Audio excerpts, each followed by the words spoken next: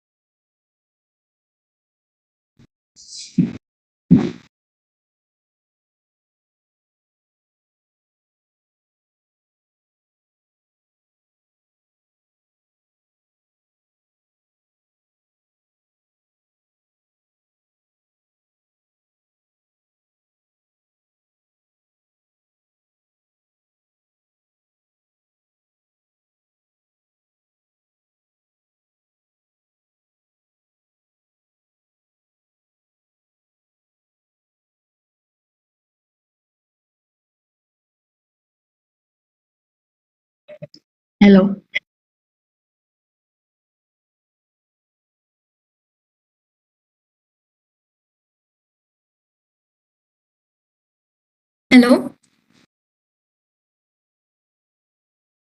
Hello. Hello. Hello.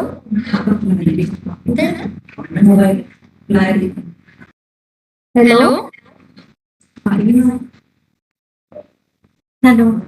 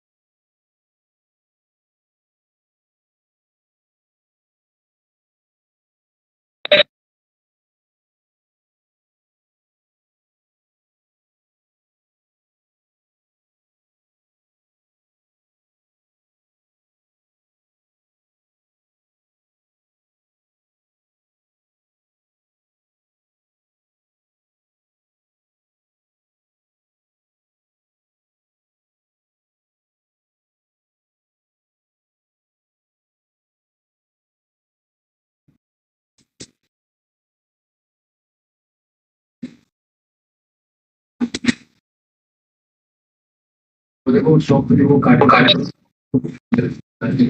ये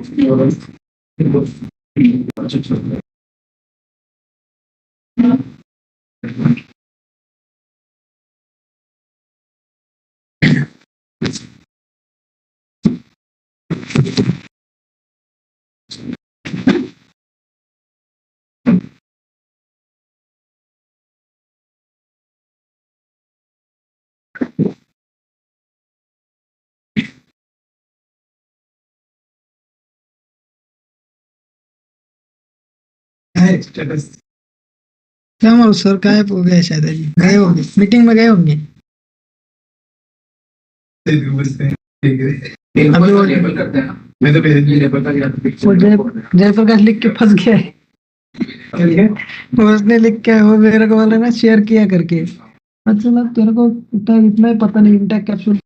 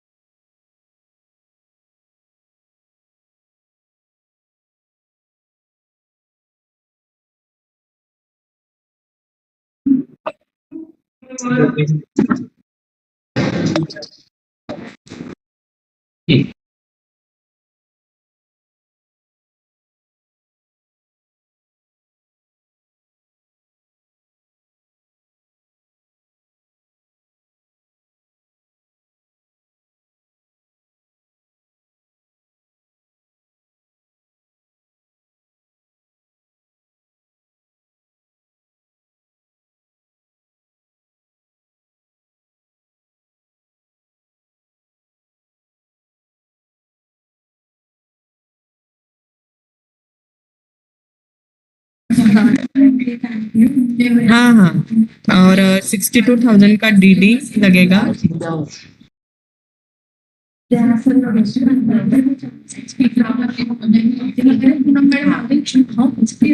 और 90,000।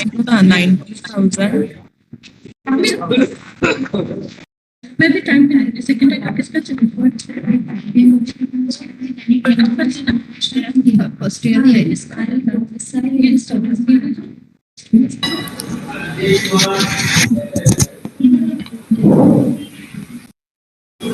Hello hello.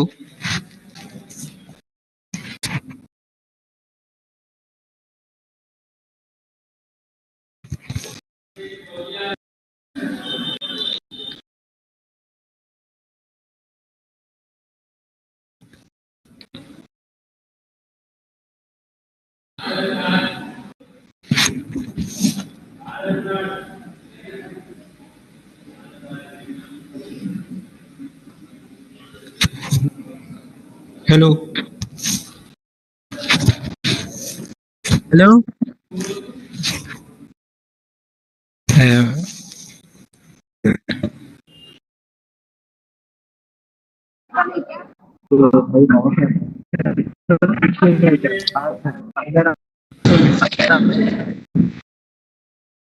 तो प्रेजेंटर सुद्धा बाकीच्या आपण एवढं लक्ष देते.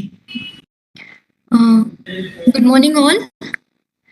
Please keep your earphone on muted mode.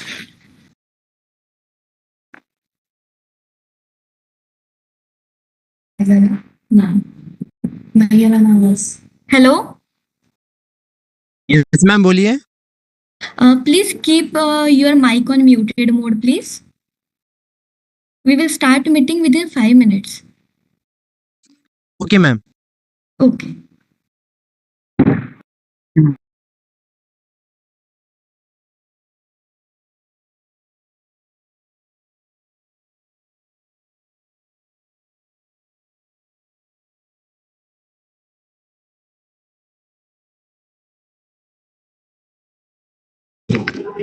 Everyone, please mute your mic.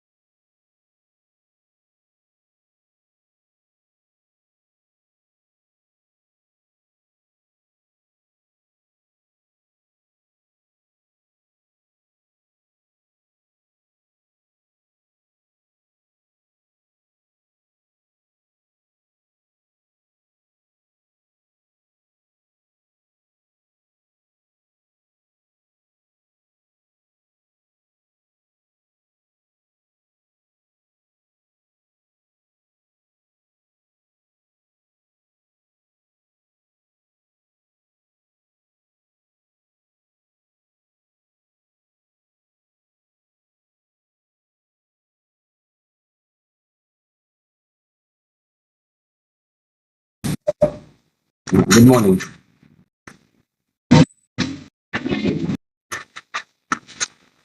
Good morning, sir. Good morning.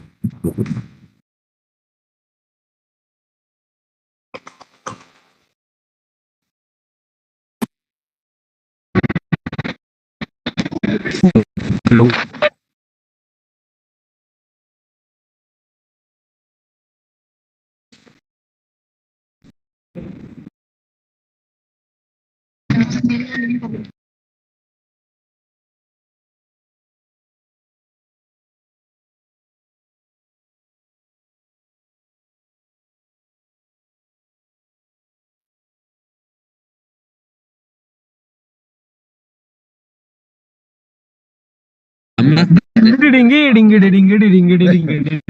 अबे आवाज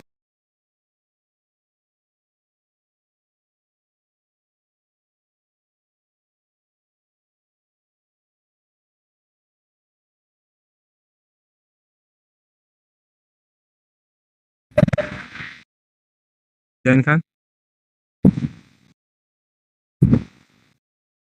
What sir? ये हा करो आया व्हिडिओ दाखव मी नाही कुठे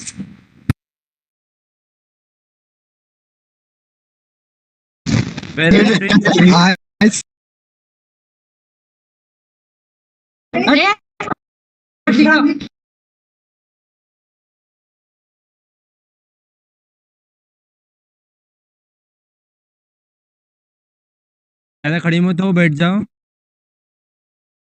Everyone, please mute your mic.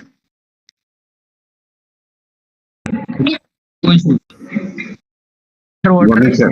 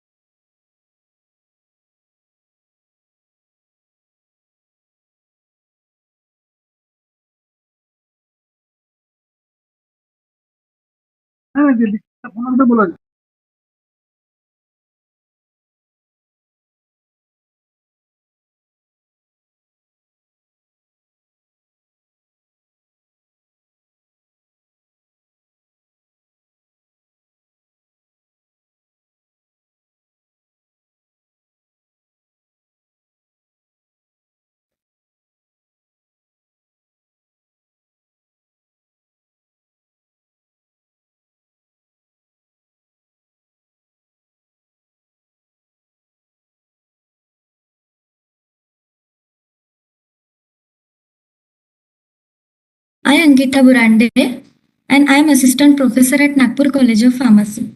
Medicine is not only the science but it also an art. It does not consist of compounding the pills and plaster. It also deals with a very processes of life which must be understood before they may be guided. Respected guest of honor, Dr. Itankar sir, Dr. Sakarkar sir, and Dr. Hardas sir. Honorable Principal sir, and all faculty member, dear student, a very good morning one and all. It gives me immense pleasure to extend you a very warm welcome on behalf of Nagpur College of Pharmacy, who has clubbed all of us for one-day state level conference on recent advances in drug discovery and healthcare reform. Good morning, all. Good morning, all. I, Dr. Gaikwad, Associate Professor, Nagpur College of Pharmacy, will give a brief information regarding Nagpur College of Pharmacy and today's conference. Nagpur College of Pharmacy is a leading provider of education. Nagpur College of Pharmacy is a pioneer institute in pharmaceutical education in Maharashtra. It was founded by Sri Vidyarthi Sudhar Sangha in 2019 and also Mege Group of Institution. It will grow in stature and presently it offers Bachelors of Pharmacy and Diploma of Pharmacy. And it is also affiliated to DBATU. The institute is committed towards education and research that will encourage and assure students in their present pursuit of the knowledge. Today's conference is regarding recent advances in drug discovery and healthcare reforms, which is organized by Nagpur College of Pharmacy in association with Dr. Babasaheb Ambedkar Technological University, Lonere, Indian Pharmaceutical Teachers Association, APTI Maharashtra branch, and Indian Pharmaceutical Association, IPA Nagpur.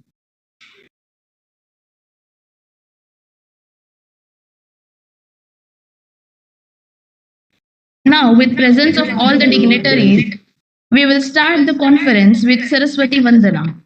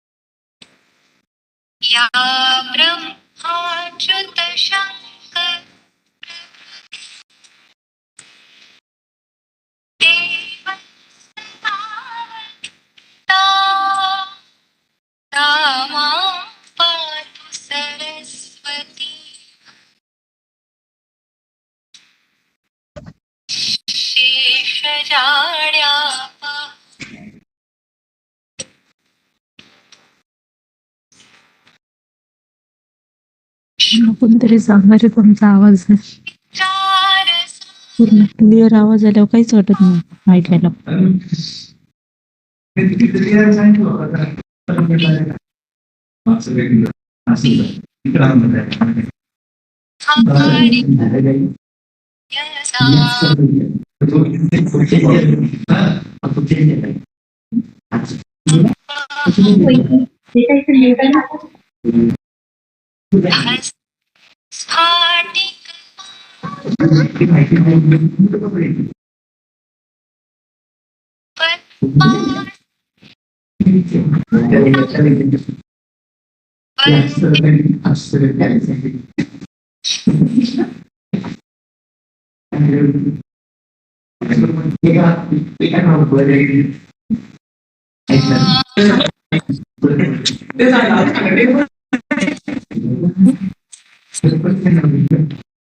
Hello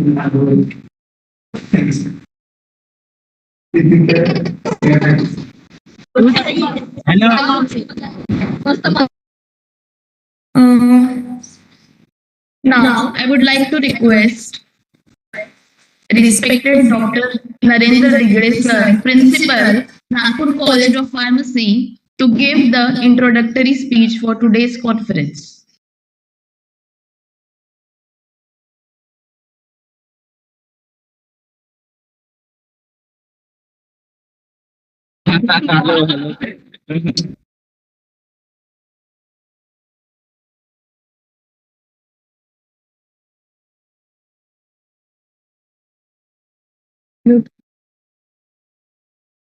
Dr. Narendra Digde sir.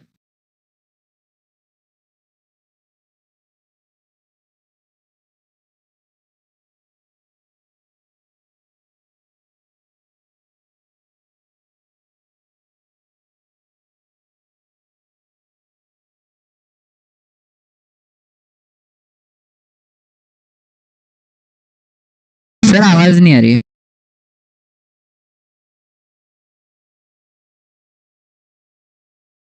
Sir mic बंद है आपका। Hello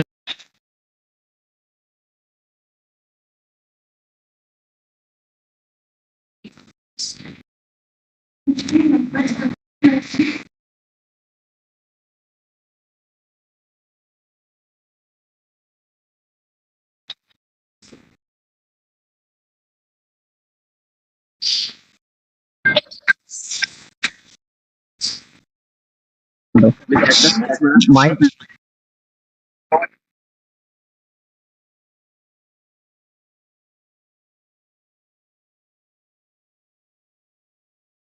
Sir is coming in few minutes.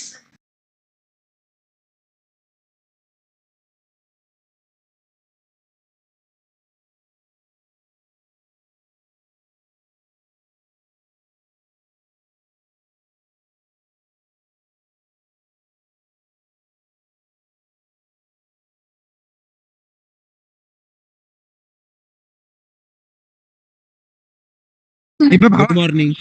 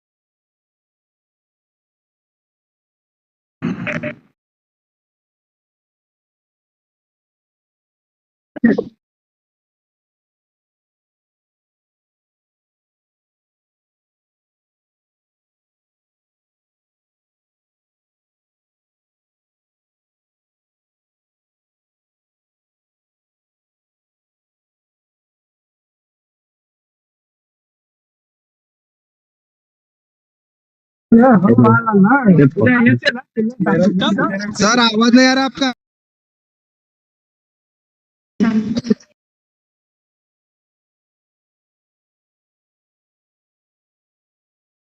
हाँ बोल तो चलो चल Sir, you are not audible. तेरे इससे तो आईसीपी आवाज आ रही थी।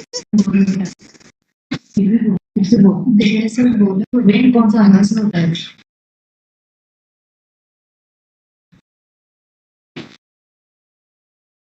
I would now request Dr. Narendra Digde sir, Principal, Nagpur College of Pharmacy, to give his introductory speech. Hello I am audible. Hello Yes, sir. Good morning Yes, sir sir. आवाज येतो का? हो. Yes sir yes sir.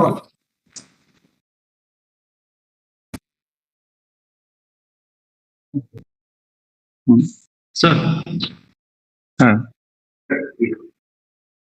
Hello Good morning to all participants. आवाज येतो ना? Sir, you are audible. हो sir, येत आहे sir. Morning, sir. Good morning. Good morning to all participants.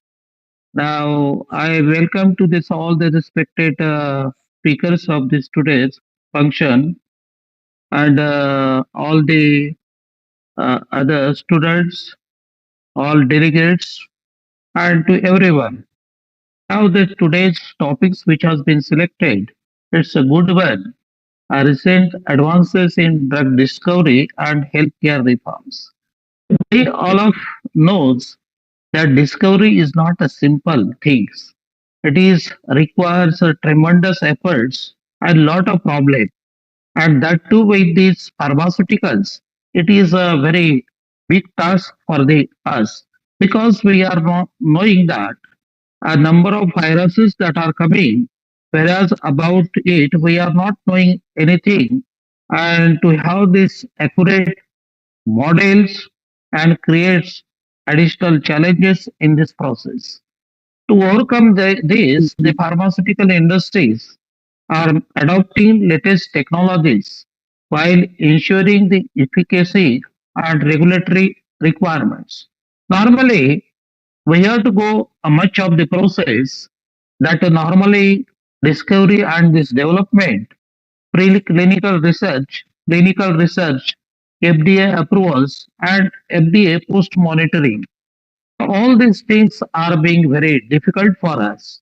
Now, even these national products and their structural analogues have historically made a major contribution to pharmacotherapy, especially for these cancers and infectious diseases. So, there also these natural products also present the challenges for the drug discovery, technical barriers to screening, isolation, characterization, optimizations, and number of things that is being happening over there. Now, one cannot do each and everything. For that purposes, we are organizing such type of these seminars or the conferences where we can get update knowledge from this all these expertise. And for this, I welcome once again to all, and I will request this further speaker to continue his speech. Thank you.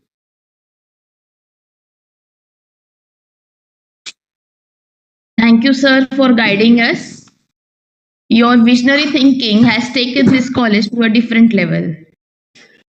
Now, moving on, I would like to call Mrs. Renuka Mahajan ma'am, Assistant Professor, Nagpur College of Pharmacy, to kindly introduce our honorable guest, Dr. Itankar sir, who is delivering his first session on modern approaches in herbal drug development. Thank you, sir, for accepting our invitation in such a आणि मग इथे त्यांचं जे password दिलेला आहे त्यांनी आणि तो number तो टाकायचा मग त्याच्यानंतर आपला mail ID Thank you, Sanjana ma'am. नाव टाकायचं मग I would request participant to mute their mic, please. त्यांचा आवाजच फार बारीक आहे पण आवाज येत नाही Hello all.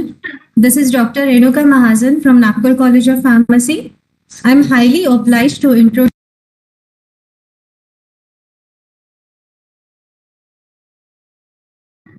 Ma'am call mute झाला ma'am. Hello all.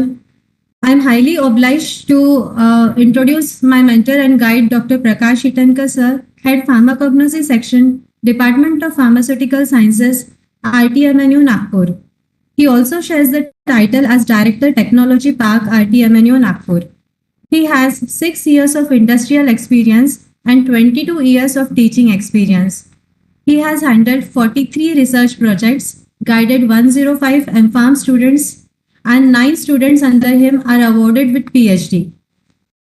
He has around 73 national and international publications. He has also received Dronacharya Award in Pharmacon 2022 for selfless services rendered to mankind as an academician. He has received Best Teacher Award 2018 by RTMNU, also SLPC Outstanding Local Chapter Award in 2018. And Mahatma Phule Lifetime Achievement Award Anandibai Joshi Award in 2015. His areas of expertise are developing educational strategies, driving research activities with perspectives of natural products, exploring new drug molecule, novel combination and novel dosage form. His other area of expertise are academic and industrial partnership and developing scientific ambiguity among traditional practitioners and end users. I would request Dr. Prakash Itankar sir to take over the session. Yeah, hello, good morning. Am I audible? Yes, sir. Okay. Yes, sir. Right. So I would just ask you to confirm whether my slides are visible once I share it.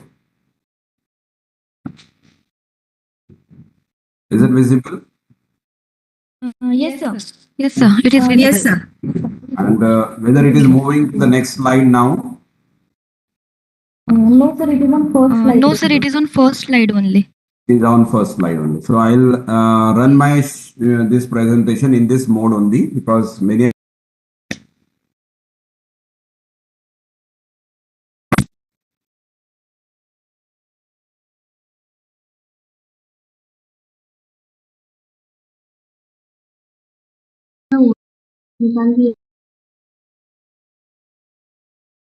Hello.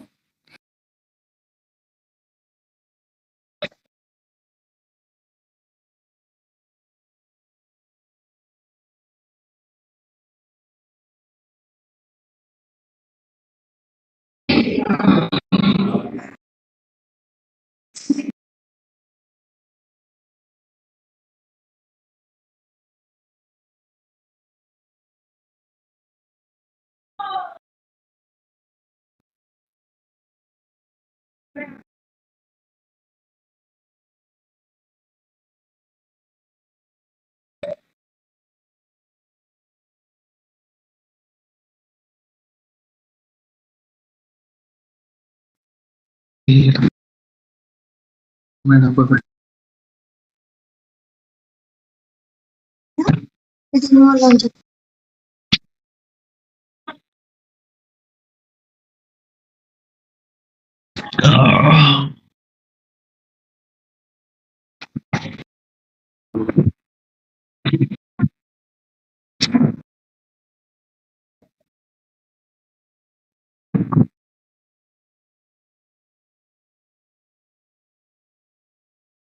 Itankar sir, screen is not visible.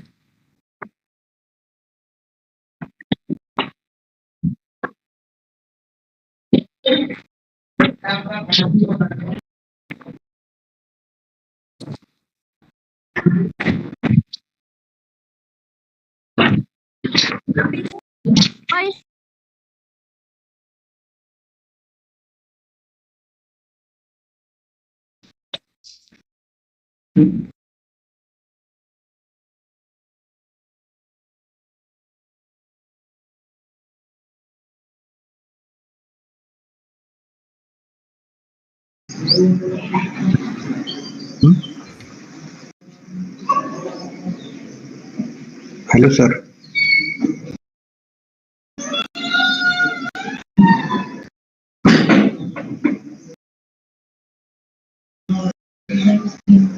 Hello.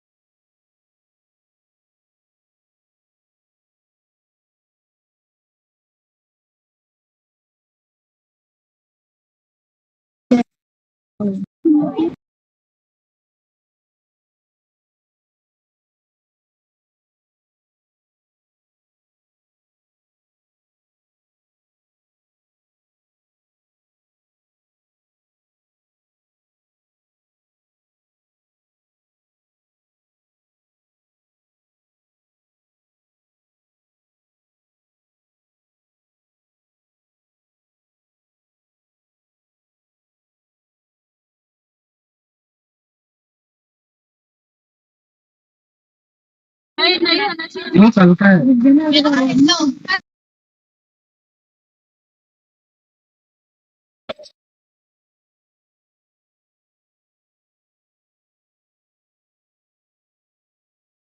join है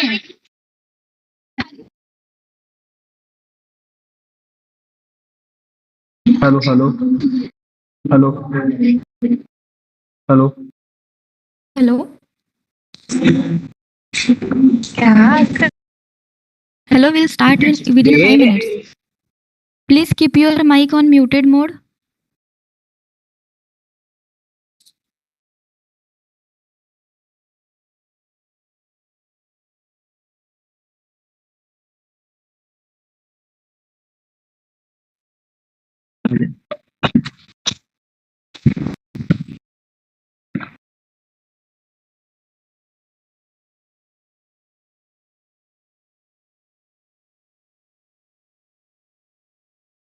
Yes, ma'am.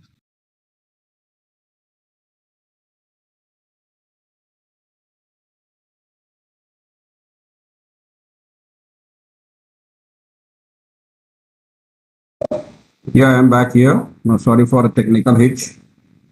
Just a minute.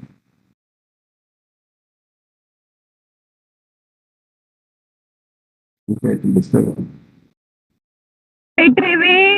अबे वो तो देख Hello, is it audible now? Am I audible? Yes, sir, you are audible and screen is also visible. Okay, so thank you so much. So first of all, I would like to express my sincere gratitude to Nagpur College of Pharmacy, Baba So Saheb much. Ambedkar. I would just request the coordinator to mute all others because probably due to the hitch, many of you have woken up. So thanking Batu APTI for organizing this one-day state level conference. And I'd like to thank Renuka Mahajan for giving me, introducing me to you all, Dr. Digde sir, Dr. Thakre sir, Dr. Sanjana and Dr. Ankita for, the nice beginning with the, the introduction of the program. So the topic for my deliberation I have taken is modern approaches in herbal drug development. Since I'm working in the natural products and I believe that all the drugs, medicines, medicaments, they are some or other way had a origin from the nature itself. So all of us have to believe that the nature is the best, the key for any problems whatsoever in our life. Whenever we talk about the health parameters, then we need to understand that what might be the course of actions in the past, in past few thousand years, in few lakh years back when we had human beings on this earth. So what was the method adopted by those individuals, and we would just sneak into our own position as to what we usually consider our life is dependent upon. So we usually feel that our life is totally governed by the cosmic life force. Some of us, we call it as Ishwar, Bhagwan, Allah, and whatnot. But that is something we need to really understand and appreciate, that there is something which we call as cosmic life force. And some amongst them, the examples are like the things which doesn't come in front of our eyes, but they are still there, like air. You cannot see, but it is there. The gravity, you cannot see, but it is there. So there are, they are very important, but very, thrilling and significant components of this cosmic life force, which governs our lives altogether. Now, when we grow as a human being, we usually grow with a lot of, misconceptions. कि मैं बड़ा हो रहा हूँ, मैंने बहुत पढ़ाई किया है, मैं आगे बढ़ चुका हूँ, misconceptions. कि मैं बड़ा हो रहा हूँ, ये बहुत हमारे लिए important हो जाता है. And we usually connect ourselves and our height and dimension with the ego that we harbor. I just want all of you to come down to the ground zero by understanding where do we stand as such in this cosmic life force. So the slide shows a small dot in one single galaxy. When we call it as a Brahmanda, in Brahmanda, this is one of the, the Milky Way, and this galaxy wherein one of the small dot that has been shown is the Earth. Now, this Earth itself, if you look into it, it doesn't have any support from anywhere. It is just hanging. So, what can we understand out of this? We can understand that there are so many grahas, there are so many stars around, and there are so many galaxies. And then, who is governing all of them? Why are they not, clashing with each other? Why are they not, bouncing on each other, banging on each other? And there we really need to understand there is some force which is governing us all, and therefore we need to appreciate that particular force. And then, while understanding this particular phenomena, I came across a very wonderful definition of this life force, and that is given by the Jivan Vidya Mission's Sri Vamanrao Pai. He was a great thinker, philosopher, and a scientist in himself, and he said that the force is a natural, intrinsically automatic, self-regulatory, systematized order endowed with the universal laws of nature.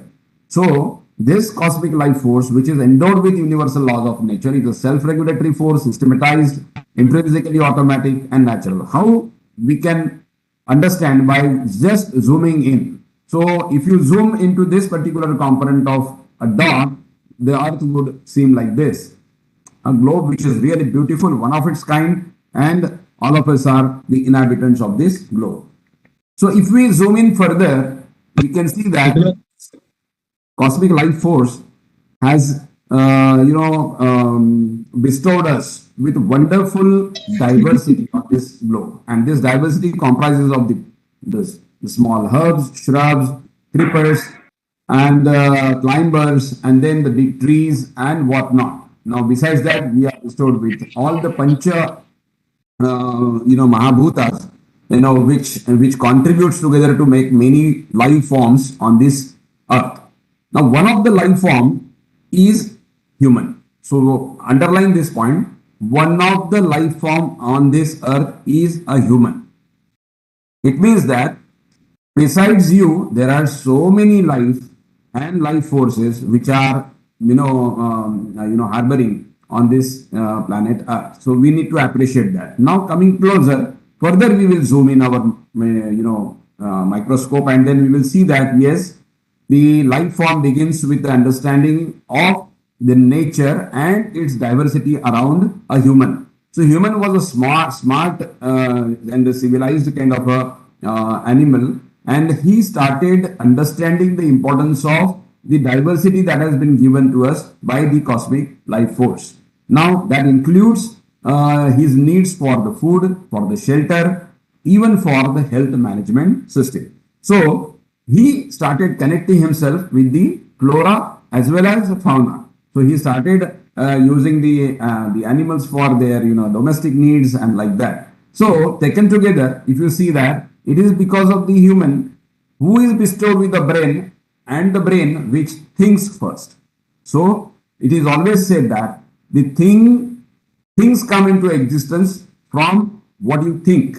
So think and the vichar, that itself is the first thing that comes into your mind. Now the brain is so analytical, so critical in function that it started thinking in a very creative way, and it started understanding the depth of the nature's, the plethora that has been given around us. So for example, if we look at the tree that has been given here, अगर हम लोग इस पेड़ को देखते हैं तो थोड़ा पीछे जाके अपने जिंदगी में जब हम लोग देखते हैं कि हम लोग जब छोटे थे तो हम लोग इस पेड़ को किस तरह से देखते थे, तो इस पेड़ को हम लोग देखते वक्त देखते थे कि भाई जब धूप होती है तो बहुत अच्छी छाया होती है, ठंडी छाया होती है, मीडियम होती है, या इस तरह से हम लोग कहते हैं कि कड़ू नीम का जो पेड़ है उसकी छाया बहुत ठंडी होती है।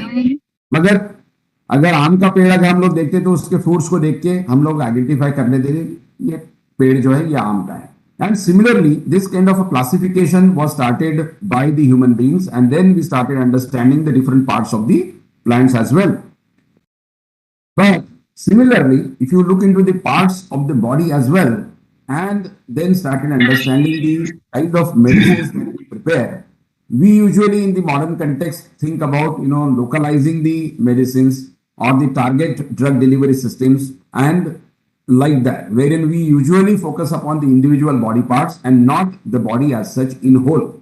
But from the context of Ayurveda, from the context of natural systems of management, the complete body has to be taken into consideration while you treat the patient for any aberration in his health. Aberration means whenever we call it upon the three basic, understandings of Vata, Pitta and Kapha, and then if any one of these doshas gets aggravated, then it needs to be corrected right by treating the complete body. And this one statement from the modern pharmacologist and the physiologist Guyton and Hall reveals the importance of this understanding of Ayurveda, which says that indeed the human body is much more than the sum of its parts, and life relies upon this total function, not just on the function of individual body parts in isolation from the others.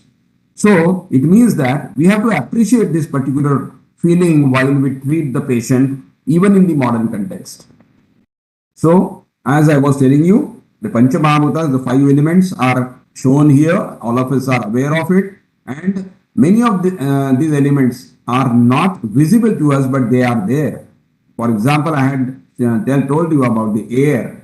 See, we are so fortunate that we still get the this very important invisible thing free of cost, and we all of us have understood its importance during the pandemic of COVID, and the cost of the air if you need to pay for it, right? And then I'm just swiftly moving towards the importance of the appreciation and acknowledgement by the government of India, and not only by government of India, but by the global World Health Organization, which appreciates the presence of Ayush and accept it as the traditional systems of medicines. Now, why so? They ask you to prove that whether the methods of diagnosis, whether the methods of treatment are defined in these traditional systems of medicines. If they are, or we can say if the doctrine of the principles of any of these, like Ayurveda, yes, they treat it on the basis of Vata, Pitta and Kapha.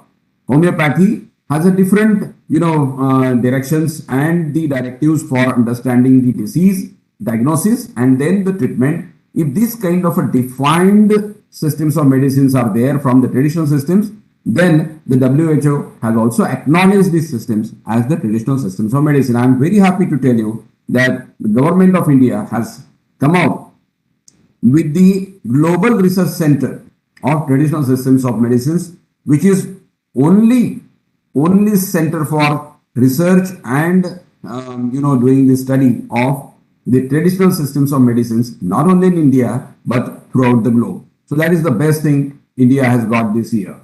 Now, if you look into another component of it, like I say that there are traditional systems of medicines wherein doctrinal principles are defined. Like you have some like in Charak Samhita, Sushruta Samhita, wherein they have written down something, and the legacy has been passed on in the form of a written document. But there are many other systems of medicines which are very local, or we call it as the folklore systems of health management, wherein things are understood very orally and only on the clinical or practical basis from their ancestors. So the ancestral lineage of clinical practices we have seen in the form of the traditional systems of medicines. They do not have any documentation so far, and therefore recognition of these people is really difficult in the modern context. But we, as a responsible team of the scientists who are working for the cause of these people, we want to appreciate, we want to acknowledge them, and we want to bring them in the mainstream of health management, looking into the diversity and the amount of information that they have, right?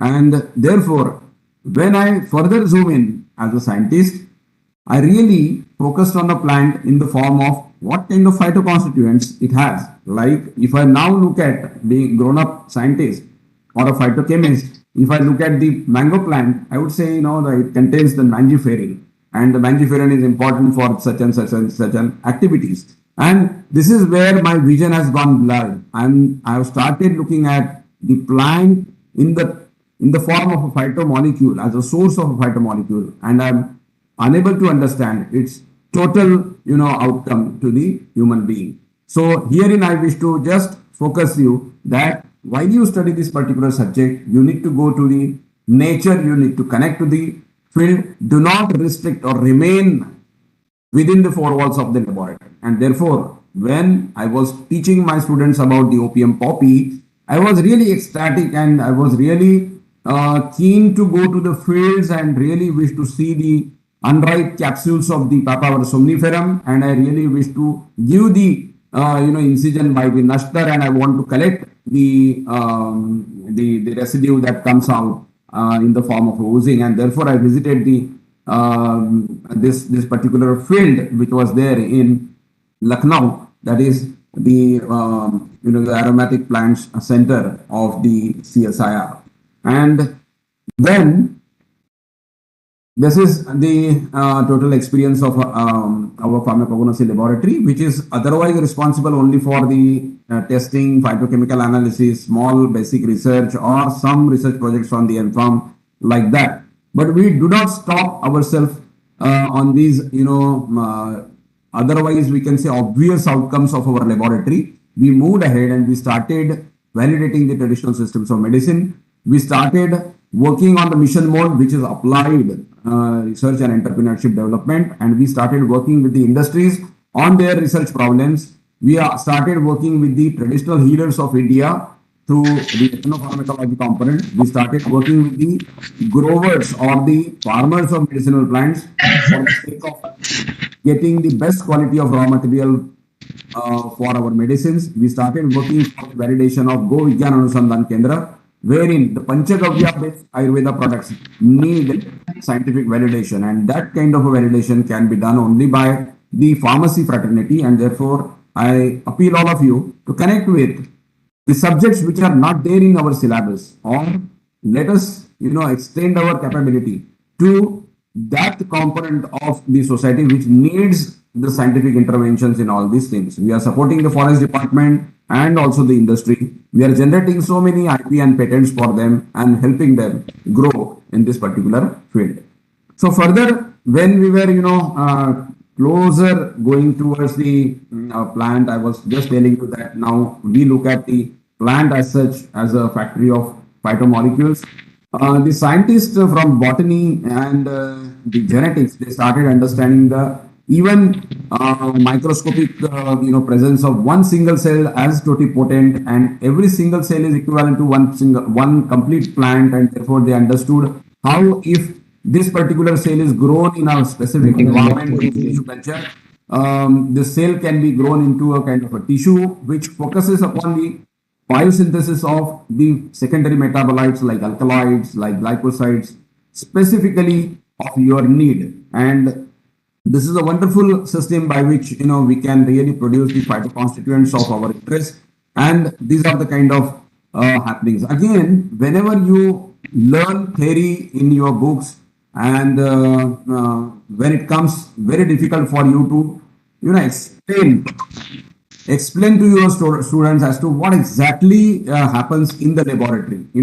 Teaching from the syllabus, the tissue culture lab and other things is little bit had less confidence in the teacher. To increase the confidence of teaching, you need to visit the laboratories. Now, one of such visit which I had in the University of Mississippi, USA, and wherein I attended the biggest conference of the natural product and the associated research, where I presented the paper on Vigyan Anusandhan Kendra. I just wish to tell you that let us connect with the laboratories. Let us connect with the happenings in the laboratories. Let us understand the practical approaches of research, and then you would be in a better position to teach your students the desired subjects or the subjects in your syllabus. So you can see here the tissue culture grown, medicinal plants which are rare and endangered species were harnessed in the tissue culture laboratory. Then they were shifted into the nurseries, and then the same plants were taken into the fields, into their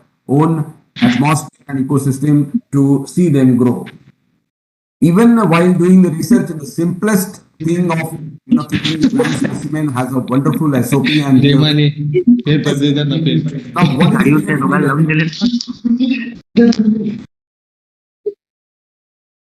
what is really needed is to understand the SOP, the standard operating procedures of doing research also.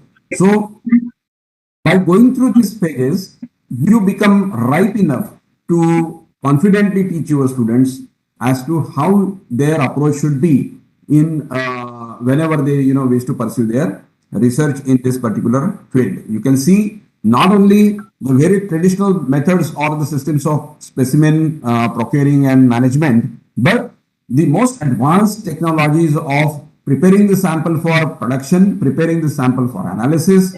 Everything has got a greater significance, and all of us, we need to just witness all these happenings and and let us take them into our fold. Let us accept that these modern technologies are going to be part of our processes, as part of our practices, and therefore we need to learn by going and reaching out to those plants, those manufacturing facilities, or the topmost of the laboratories which are available around us. I'm just explaining you that whenever we talk about natural, many people may think that we are very conservative, but sorry, we are very advanced and we are doing a lot of work in bringing up the sustainable, carving out of the phytoconstituents which are of great significance to people by, working on the new chemical entities program along with many laboratories. But we just do not wish to focus and isolate a single constituent. We just wish to have a complete holistic look, and research shall be, again focused upon the completeness of the body, the completeness of the plant extract, and the whole extract has to be understood from the point of view of its presence of the most, we can say, powerful or the most pharmacologically significant phytoconstituent present in that particular extract. And this is how we now come out to market our products. And what kind of products are available in the market? These are the simple examples wherein we can, tell that they are available in the tinctures, they are available in the ethanolic extracts, as a dried extracts and like that. But now many significant formulations are coming out. Like we are now finding the good tablets coming out for the herbals. All those kind of tablets, like mouth dissolving tablets, the sustained release tablets, everything is now coming up in the herbals as well. Now we have to really do the metabolism related evaluations of all these, the bioavailability component of all these constituents. We need to do the toxicity evaluation, dose determination, and the essential pharmacological activities. So all that is a vacuum that is still left for doing a lot of research in this particular area. So besides that, we see that there are various formulations in the market, and all of you are the witness to that. Now, whenever we work in the laboratory, all of you are aware that one of the very important component is the chromatography, and which has really helped us understand and diffuse the different constituents which are present in a plant. While working with the allopathic molecule, we know and we understand that it is only a single molecule and it is almost 100% pure. So you have a very defined set of methods for its analysis. However, this is a very big challenge for the researchers in the natural products to establish a method of analysis as well. Because your extract doesn't contain one single molecule. It is a group of, say, so many hundreds of phytoconstituents. Now, whenever you work upon this, you have to really focus upon one secondary metabolite, which is really significant for its pharmacological activity, and many other supportive phytoconstituents which are part and parcel of the plant's extract.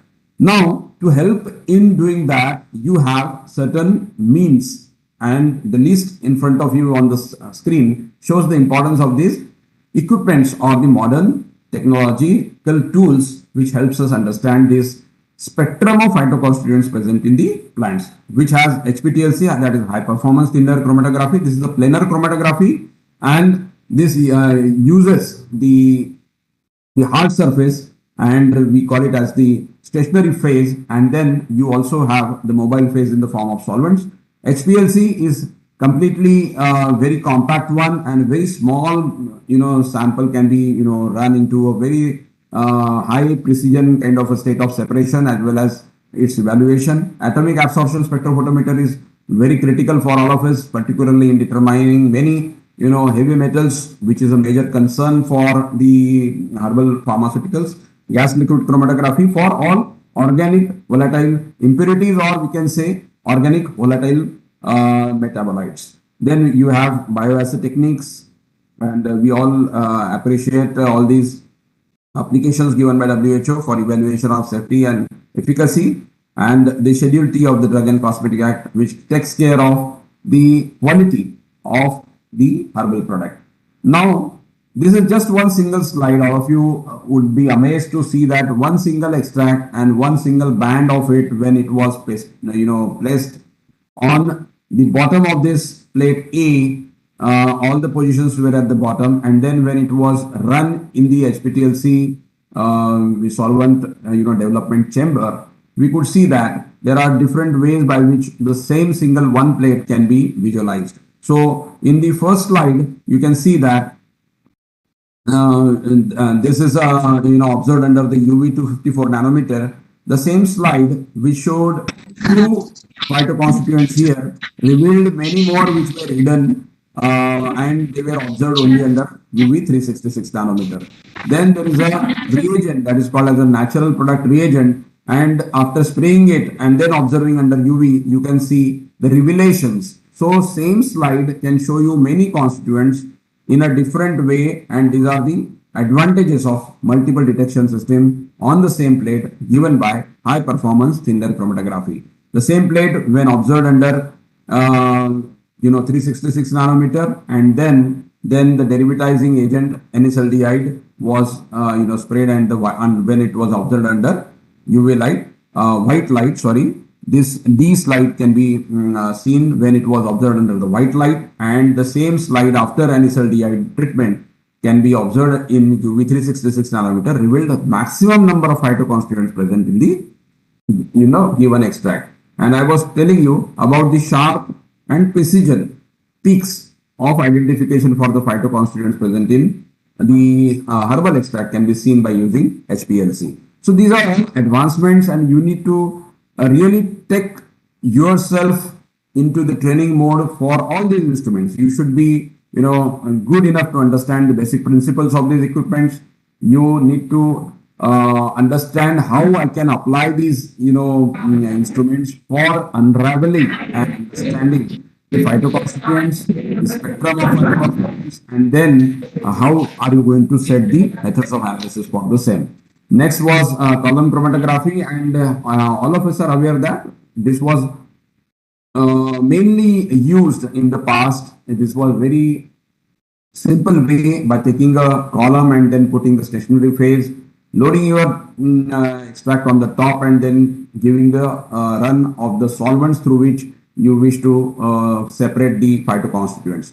But this was very primitive one, though it is very promising, but it is time consuming, and it takes a lot of patience for the researcher. Then we also moved ahead with the development in this particular aspect to separate quantitatively the isolated constituent, and for that matter, the new technology that came is called as the flash chromatography, and you can see that after having loaded your sample in a very small compact column, all the fractions can be separated into different test tubes, and the separated constituents can be seen here, like the pink. The separated constituents can be seen here, like the pink one. You can see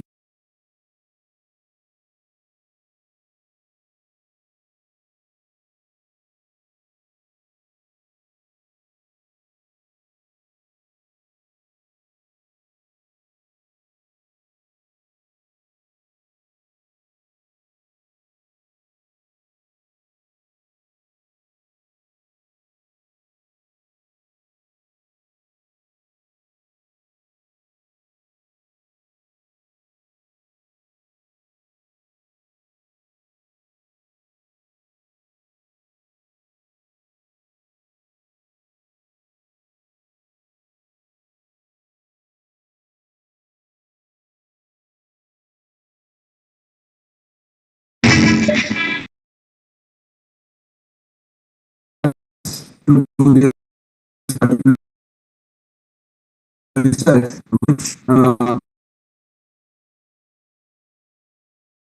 gave us the challenge that, sir, what is the impact of things? For example, whenever a farmer grows the vegetables, he uses a lot of chemicals, fertilizers, and then the pesticides to retain good quality of the food crop. And all of us are eating, the food which is infested with, so many chemicals as well as the pesticides.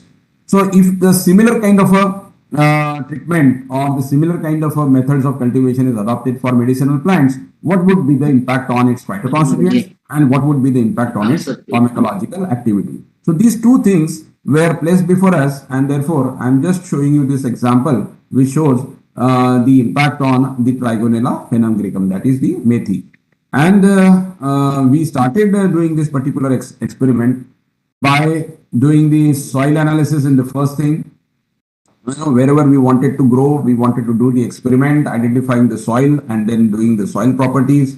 Then we did the soil preparation as per the direction of the Punjab Krishi Vidyapit, who was our collaborator. We identified the soil which was not plowed or wherein no agricultural activity was done for last 20-25 years, and that was the best blank, we can say, soil or the basic soil which was available for us to do the experiments. So we are thankful to Punjab Krishi Vidyapit for coming into our help. Second thanks goes to the Go Vigyan Anusandhan Kendra, who taught us how to prepare the organic manure by using the biological mass, by using the Gomutra Arka, Jaggery, cow dung, etc. And which is a wonderful thing that we have learned from Go Vigyan Anusandhan Kendra. Now, besides that, we had a comparative study by using the urea granules, chemical phosphates, potash, and then we also had to prepare some pesticides, because while the crop grows, you need to protect it from the different pests.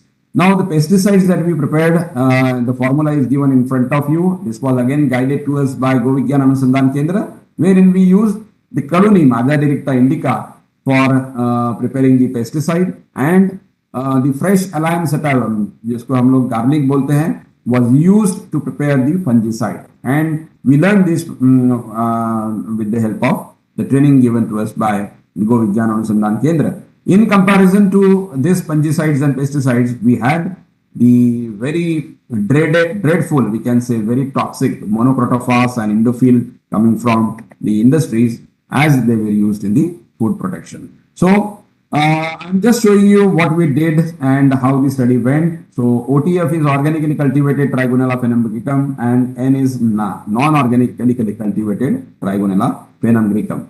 So एक इसमें जो है हम लोगों ने गोबर गोमूत्र इससे बनाया हुआ खाद दिया हुआ है, और उसमें फंजीसाइड और पेस्टिसाइड जो है वो बहुत ही नेचुरल रहे. दूसरे में सारा केमिकल फर्टिलाइजर से बनाया गया.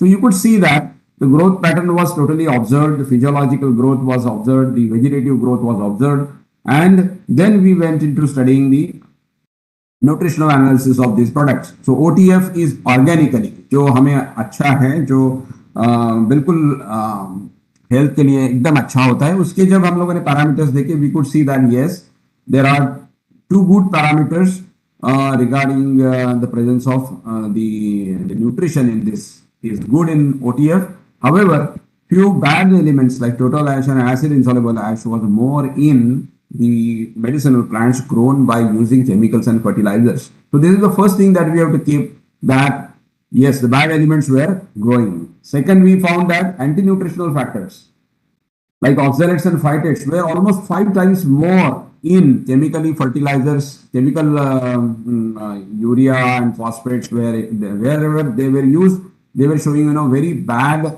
and very harsh presence of the anti-nutritional factors like oxalates and phytates. Almost 5 times they were more. In terms of the heavy metal analysis that we did for the presence of heavy metals, you could see almost 7 to 8 times more heavy metals were present in the non-organically, यानी जिसमें chemical fertilizers use किया गया है, उसमें इतना ज़्यादा प्रमाण heavy metals का पेड़ों में दिखा है. Then we have seen the presence of the traces of the pesticides which are there on the plant, and we have seen that almost 80 times, the residue that is present after spraying on the leaves of the Trigonella phenumgricum resides there for a long period of time, ultimately it comes into our food chain. Whenever we talk about this, we really need to understand that for our research, we were not supposed to eat the leaves, but we had to prepare the extract for our studies. Then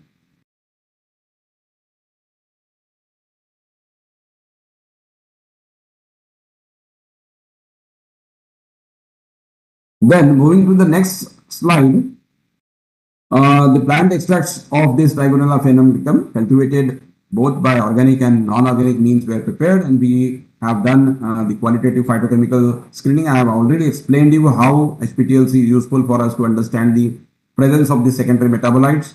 Then we did the quantitative estimation by using UV visible spectrophotometry, and you would see that all the required pharmacological molecules, pharmacologically important molecules like polyphenols, flavonoids, tannins, all these useful constituents were higher in presence in the organic ones. Then we did the HPTLC for one single important phytoconstituents like diosgenin, which was supposed to be measured and where the procedure was absolutely set. And we could see that, yes, the presence of the diosgenin was more in organic ones rather than the non-organic ones, both in seeds as well as leaves. So quickly moving ahead, we went in for very specific and high precision HPLC also, and we found that the reports that we got from HPTLC were attested by the results coming out of HPLC, and we could see that here the red highlighted figures were for organically cultivated Trigonella phenomena, and so the qualitative and quantitative measurements of the phytoconstituent was done and finished, and then we moved ahead in understanding the toxicity of it. So we are thankful to our another partner, that was Rajiv Gandhi Biotechnology Center, which came out with a particular species of bacteria which when leaves illuminescence, means it shows the life by throwing the light out of its body, and it does the luminescent effect as seen in the slide A, the part A of this particular slide. If you give any extract in this particular tubes, and if you see the drop in luminescence, it means your extract is showing some toxicity and it is killing the bacteria, and that remains the mark for determining the dose of the extract. So here what we have seen is that the non-organic ones, wherever we have used the urea and other chemicals for the growth of the medicinal plants, the extract of that was actually killing the bioluminescent bacteria, and therefore there was a drop in luminescence. So cytotoxicity was determined, and we found that yes, the EC50 value for non-organic ones was lower. It means at a lower dose it was showing more toxicity. Then we moved to understand what is the pharmacological activity. So as we all know, methi is traditionally known for its antidiabetic activity, and therefore we had the complete study of its antidiabetic potential on the rats. So the rat models were used, and wherein we did all the studies on streptozotocin induced the rats, and what we found was that the control of blood glucose was properly managed at the lowest dose. You can see OTF 100 was showing the the very high percentage of the blood glucose management than even the highest concentration of chemically grown Trigonella phenomenon, that is the NTF. So even NTF 200 was having very less activity as compared to the organic ones. तो बात यही है कि आप जब भी medicine के बारे में सोचें और उसको सोर्स करने के बारे में सोचें, we need to see that, we need to ensure that, we need to have the guarantee that they were grown either in the jungle or they are grown in the field by using the organic methods of cultivation. And therefore, what we really felt important was to show you that our pharmacognosy laboratory, through last almost 20 years after my joining, we have really contributed in extending our strengths of laboratory to the purpose or to the problems coming out either from the society, number one, or either from the small, medium manufacturers of the herbal products, or even the problems coming out from the bigger industries. So all of them are properly catered, and herein we wish to really claim that even though we have very sophisticated, cell line studies and then the cell cultures and all that, but we as a human being shall nourish the nature in its very natural form. Let us conserve the plants. Let us have a more sustainable way of harvesting the medicinal plants from the jungle so that they remain with us for a longer period of time. And for that matter, the biggest help is coming from the traditional healers of India.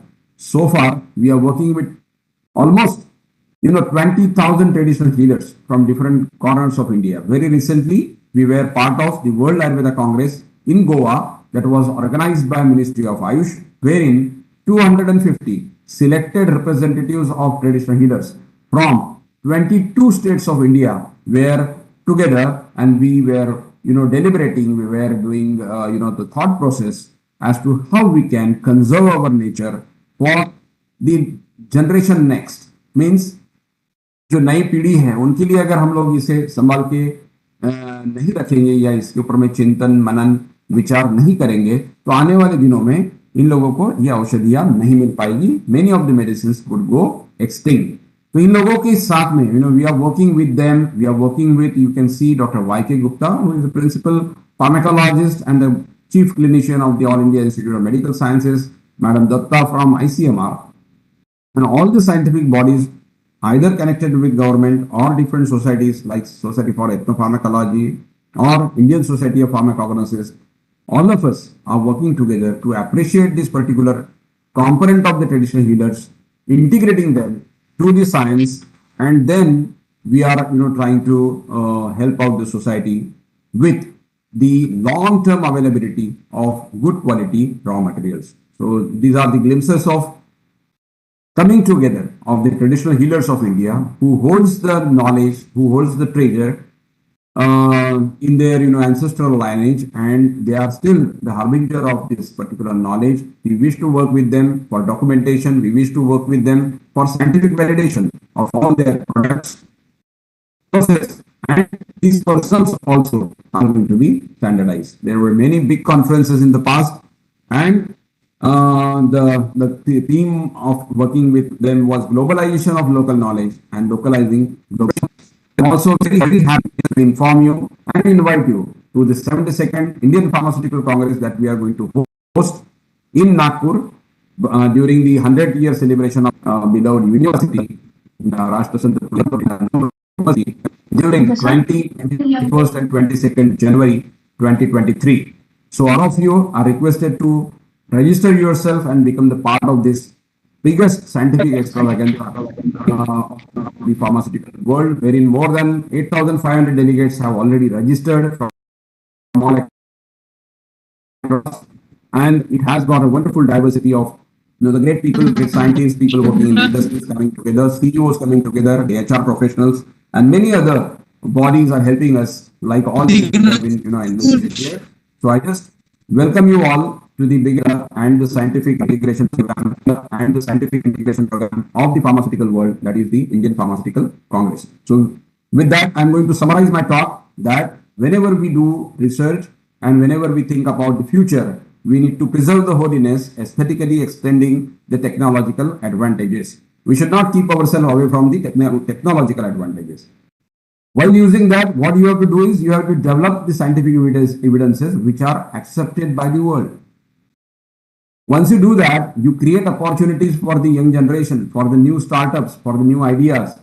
But while doing so, your focus should not be on the money only, but it should be on the humanity. And therefore, you have to work by keeping the heart, mind, and intuition altogether receptive and in harmony with whom? In harmony with the cosmic life force, which governs with the law of nature. And therefore, all the delegates, I'm really thankful to all of you.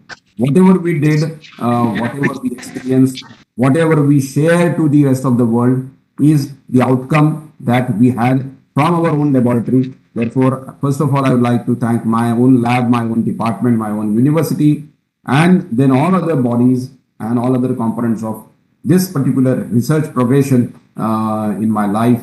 I just wish to say thank you to all of them, all my students. I'm really grateful to them. And then I'm also thankful to all of you for being here online for this particular program. So I'm just going to stop here and saying thank you to all. God bless you. Thank you.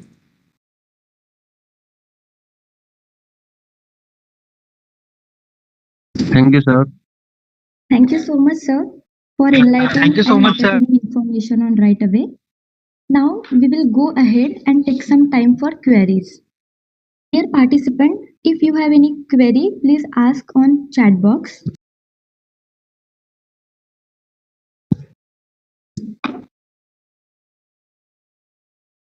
Okay, we received some query.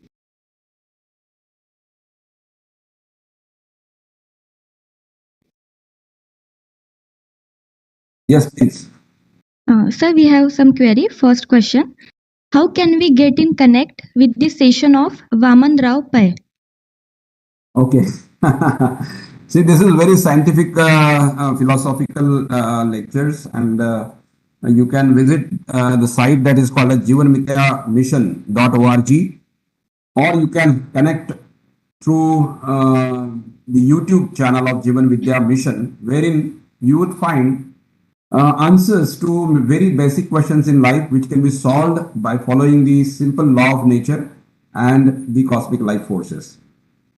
So it is all available on Google as well. You can just search and you will find it. Okay, sir. Thank you so much, sir. Sir, next, can we have some idea about novel dosage forms in herbal drugs? Yeah. This question is, can we have some idea about novel dosage form in herbal drugs?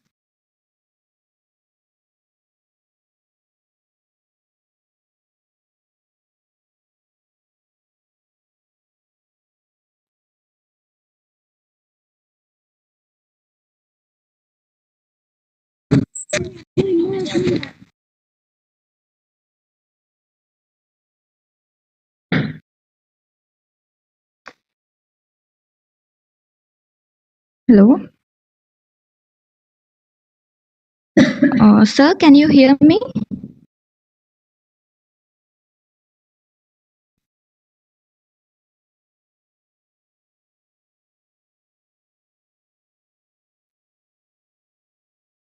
Okay.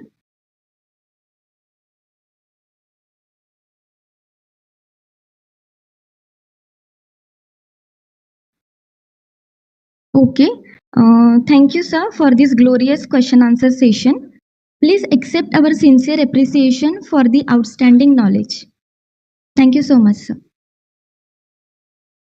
Now, moving ahead, I would like to call Dr. Anshu Dudhe ma'am to introduce our next dignitaries, Dr. Sakarkar, sir. Please, ma'am.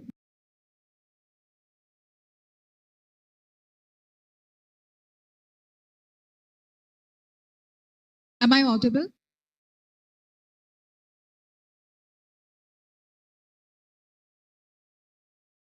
Hello, everyone, and welcome for today's state level conference. It is my distinct honor to introduce our esteemed guest speaker, Dr. Suhas Narayan Sakarkar, Professor and Director, G.H. Raisori University, Chhindwara, Madhya Pradesh, for today's conference. Sir has more than 22-year academic and research experience. Sir has published various research papers in reputed national and international journals. Sir is actively participated in various workshops, national and international conference, symposium, health awareness program, and the career guidance program. Sir has presented guest lecture in national and international platform. Sir got award for the best paper presentation in 2005 at International Conference ICCE 2005. Sir got Best Innovative Paper Award at International Conference Indian Society of Electroanalytical Chemistry Mumbai in 2011. Sir has published 1 patent and authored 3 books and 2 book chapters. Sir guided 53 M.Pharm students and 2 PhD students. Sir is a life member of APTI and the Central India Pharmacy Promotion and Research Association. Sir has expertise in contact angle studies for determining interaction between the polymer and other excipient. Crystallization, co-crystallization technique for enhancing pharmaceutical parameter.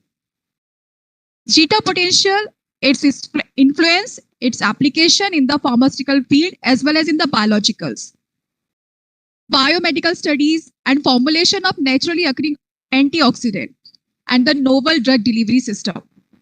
Now I request sir to share your knowledge regarding pre-formulation studies for drug discovery with our participants.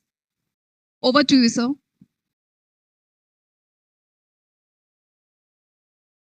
Thank you, Ishu madam.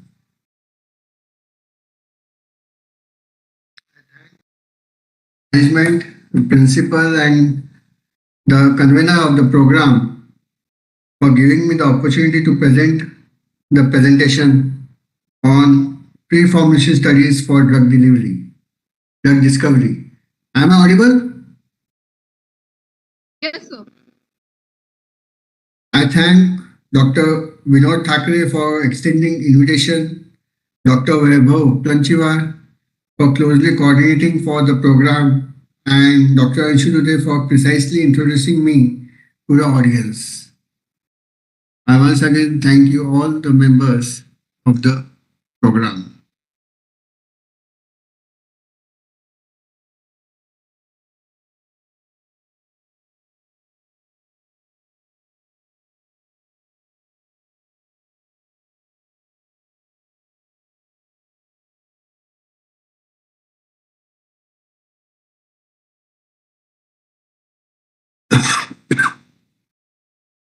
Is my slide visible? Yes, sir. Visible.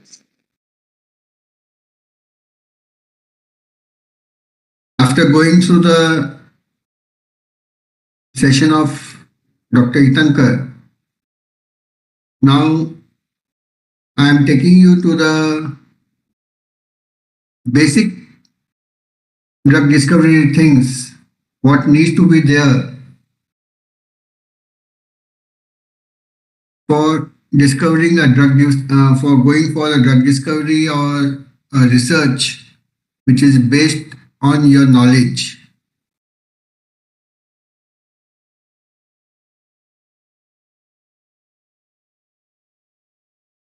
Drug discovery is it requires a very hard work, proper use of knowledge, whatever it may be, a basic knowledge or the advanced knowledge. You should know with the legal requirements, and last not least, you should be able to go for IPR recognitions when you have done a work in a unique way. You should be able to acknowledge the same on the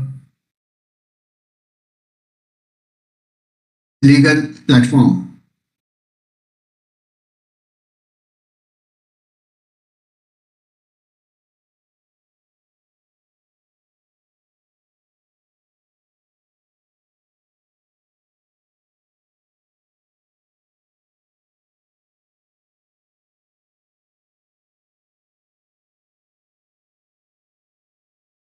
Is my slide visible?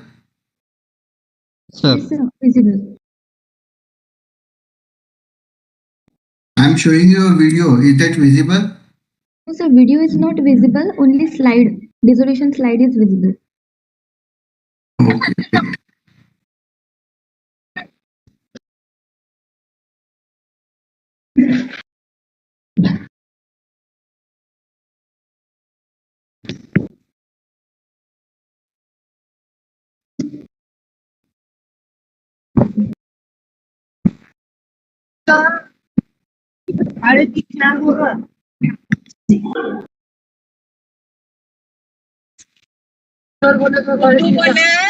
In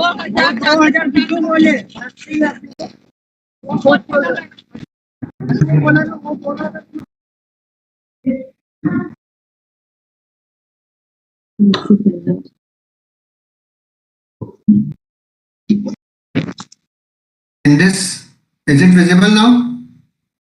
Yes, sir. Yes, sir. It is visible. Yes, sir. I am showing you a effervescent tablet. It is dissolving in the glass of water. How quickly it dissolves, how quickly it solubilizes, is a matter of research. It's not that easy.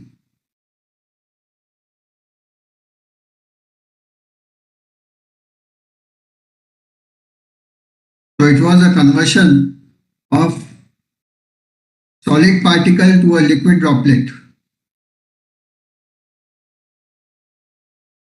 Here I will be discussing some factors which will be affecting the dissolution of the drug delivery and how you can modify those factors.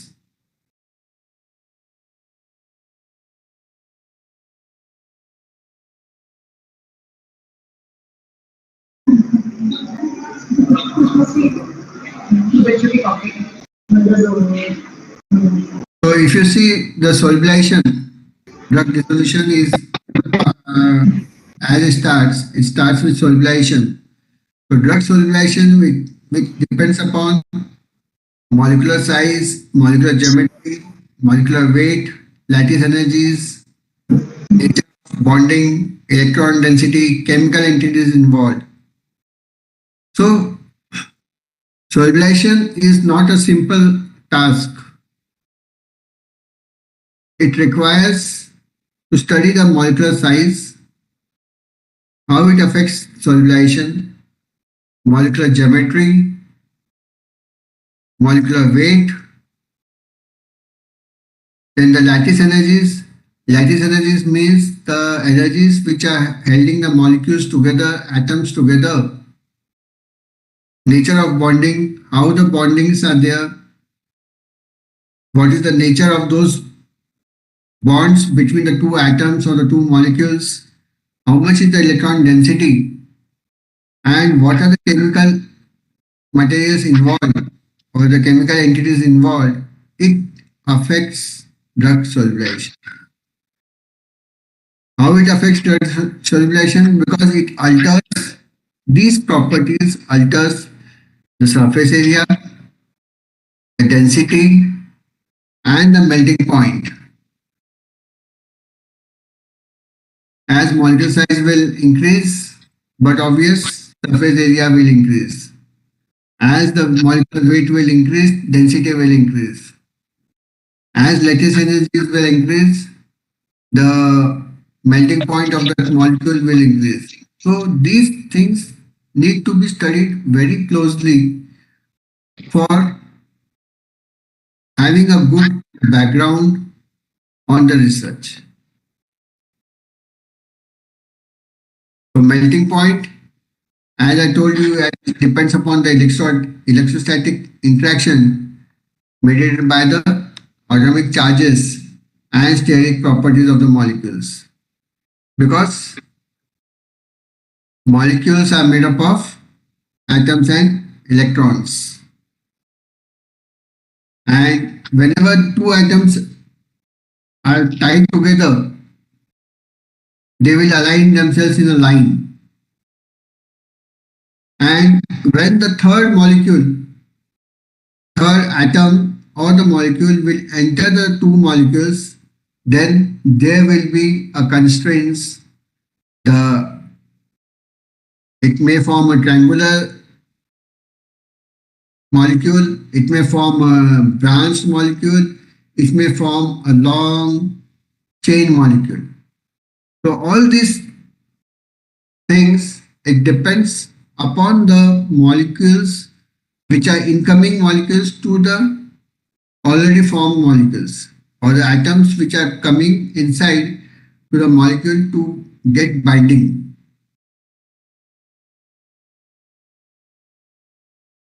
because the incoming molecule may have attraction, or the already existing molecules may have repulsion towards the incoming molecule.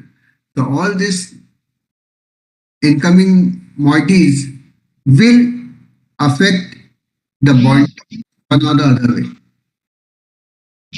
A simple example, if I say H2O and H2S, both are having two hydrogen molecules, atoms, and in one you have the oxygen atom, in one you have the sulfur atom. The nature of bonding of H2S is very weak as compared to H2O. H2O exists in gas, but H2O exists in ice, solid, gas, and liquid. It all depends upon the structure of the molecular entities which are involved in forming the bonds. If you see here, you have a list of chemical moieties: isobutane, N-butane, 2,2-dimethylbutane. It is a butane class, and a simple isobutane is having a boiling point of -12, whereas a simple N-butane is having a boiling point of 0 degrees centigrade, while 2,2-dimethylbutane 50 and 2,3-dimethylbutane 58. Only the changes in structure, due to the formation of bonds, different levels, the boiling temperature has changed. It's because when the molecules bind together to the N-butane, when there is a incoming moiety of methyl which is binding at various places, it initiates packing effect. The packing effect, more the packing effect, more closely will the molecule. The loosely the packing effect, the more broader the molecule. And the second thing what comes in, the steric effect. One molecule is there and another is coming, so another will come either from this side or from the opposite side. So it depends upon the steric hindrance which is being offered by the first molecule in the structure. So this will affect the chain, how it has been formed, and as it will affect the chain, how it has been formed, it will affect the melting point of that molecule.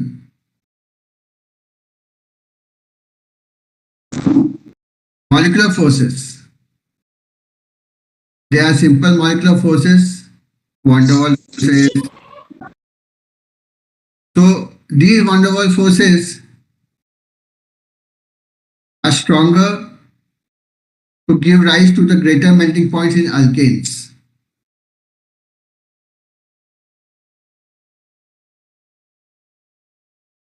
The number of electrons surrounding a molecule which increases the alkane molecular weight, and so the surface area. अब surface area बढ़ गया,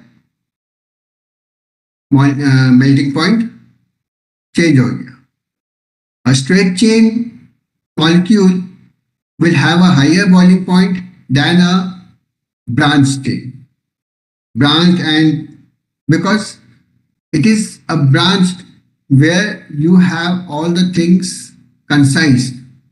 A long chain is a bigger molecule, so it will have a higher boiling point.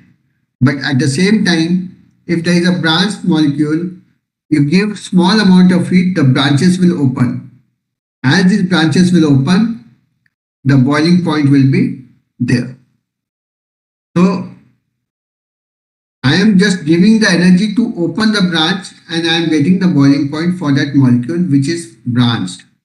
But at the same time, when a long chain is there, I am giving the temperature to the molecule to get separate from each other.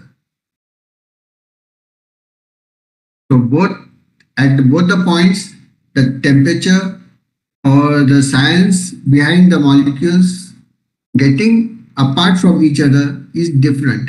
Therefore, these molecular forces play an important role in the energies of the molecules. Just here I have what we have studied about H2 and water, H2S. H2S has higher boiling point than H2S. Why?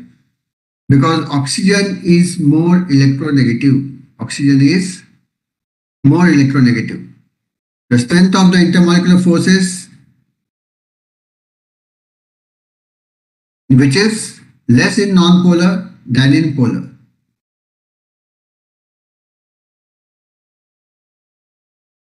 So, if there is a solubilization, we can see the solvents. These are solutes. The solutes interact with the solvent so that they can occupy the space in the solvents. And as they occupy the space in the solvents, the solubilization of that material takes place.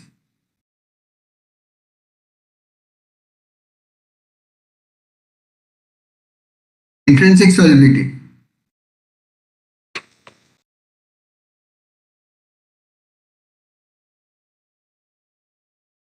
The actual solubility of the neutral form of the compound expressed in moles and grams per liter. And it is always constant at a given standard conditions of temperature, pressure and pH. That is called intrinsic solubility. आप किसी भी उस चीज का कहीं पे भी solubility ले लो, it will be constant. जब तक आपका उसका temperature, pressure and pH change नहीं हो रहा है, तब तक उसका solubility भी चेंज नहीं होगा. अगर आपने pH चेंज किया, pressure चेंज किया, temperature चेंज किया, but obvious the solubility will differ. And this is dynamic solubility. Nowadays, in IPs, pharmacopoeias, or in research, we are looking for dynamic solubilities. Rather than having a solubility in a beaker, we are looking for a different instruments in which we can have greater solubility with a good flow of water. Because in our GI tract, the water is continuously flowing. It is not in a container. So if we see the dissolution of a drug molecule in a flowing water, it will be much more like the in vivo systems. Therefore, to have those materials to study those materials, we require dynamic solubility. And this dynamic solubility, it depends upon area-volume ratio. How much area of the drug is available and how much volume of water or the solvent you are allowing to flow through the drug molecules. So that will decide how much drug will be easily solubilized in the system.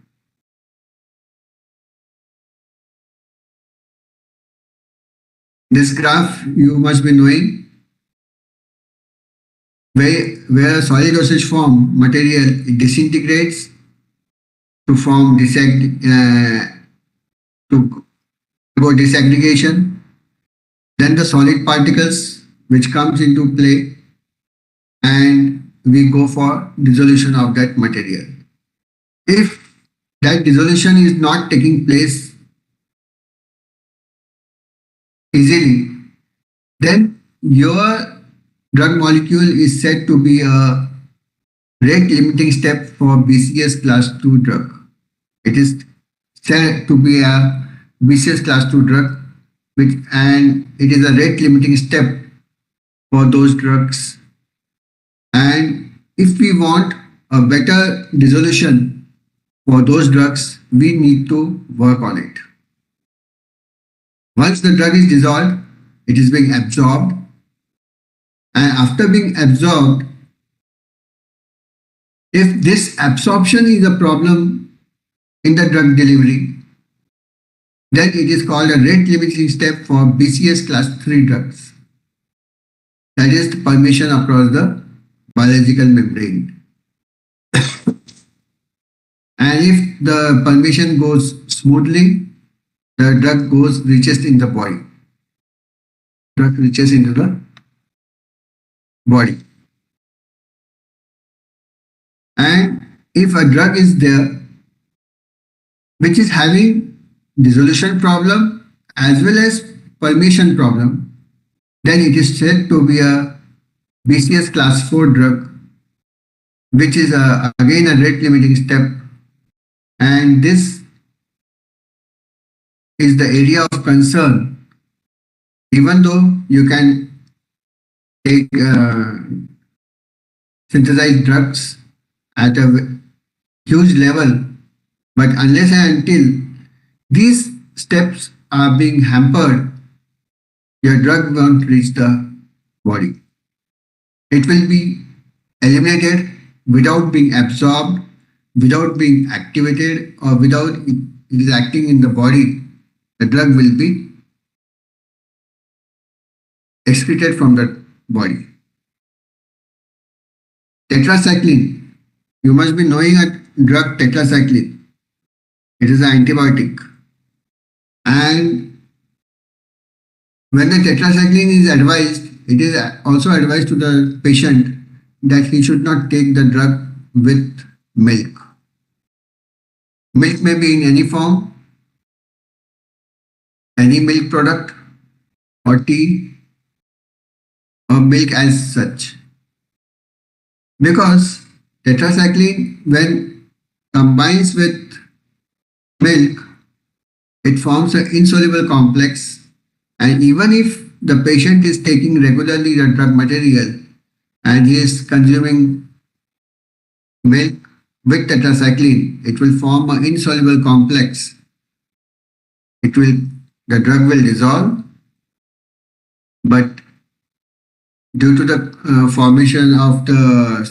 due to the presence of the milk, it will form a complex, insoluble complex, and that complex will be excreted from the body as such. So therefore, we should know the rate limiting steps of the drugs. How are they? What are they? And how we can overcome those rate limiting steps so as to make the drug available to the body and give a proper therapeutic effect.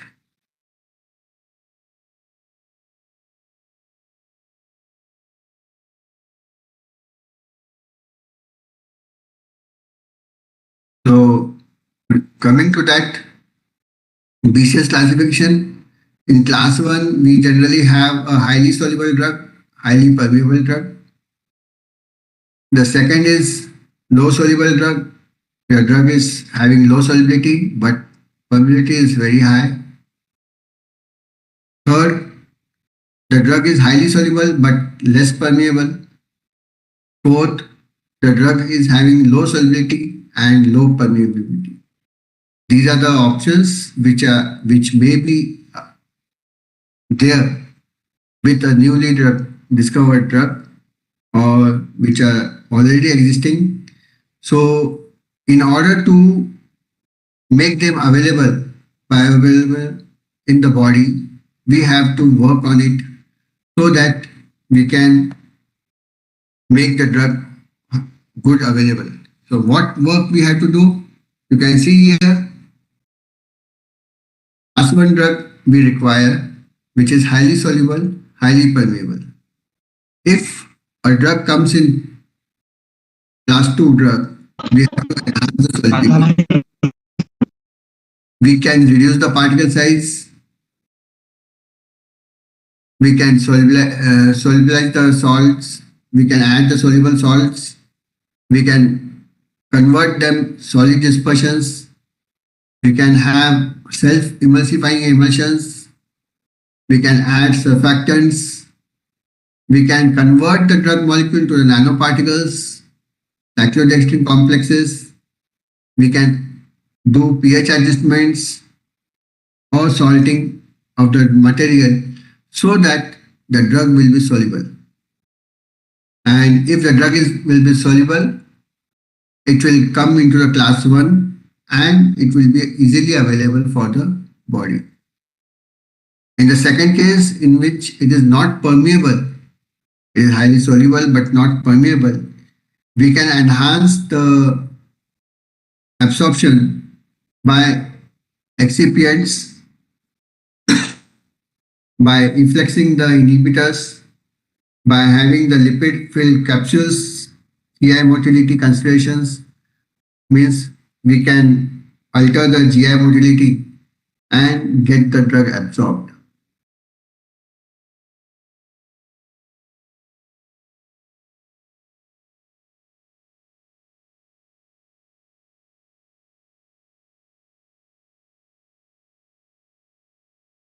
And the last is class 4, the drugs which are not soluble and not permeable. The drugs, so in these cases, we can convert those drugs to prodrugs, salt forms, co-solvents, solubilization by the surfactants, lipid-filled capsules, nanoparticles, liposomes, lyophilizations. So these are the methods what we can do to convert these BCS class 2, 3, 4 to class 1. It all depends. Low solubility means the drug is having low solubility into 50 ml. High permeability means the drug is 80% permeable, and low solubility means it is soluble less than 80% in the given conditions. If it is highly soluble, it means it is more than 80% soluble. Highly permeable means it is more than 80% permeable. If less, then it comes in BCS2, BCS3, BCS4, depends upon the categories. These are some of the drugs you can see of various different classes which are in the market, and they are being properly modified so that you can get proper therapeutic effect, proper viability of the drug, maximum viability and proper therapeutic effect, and you can get cure from that disease.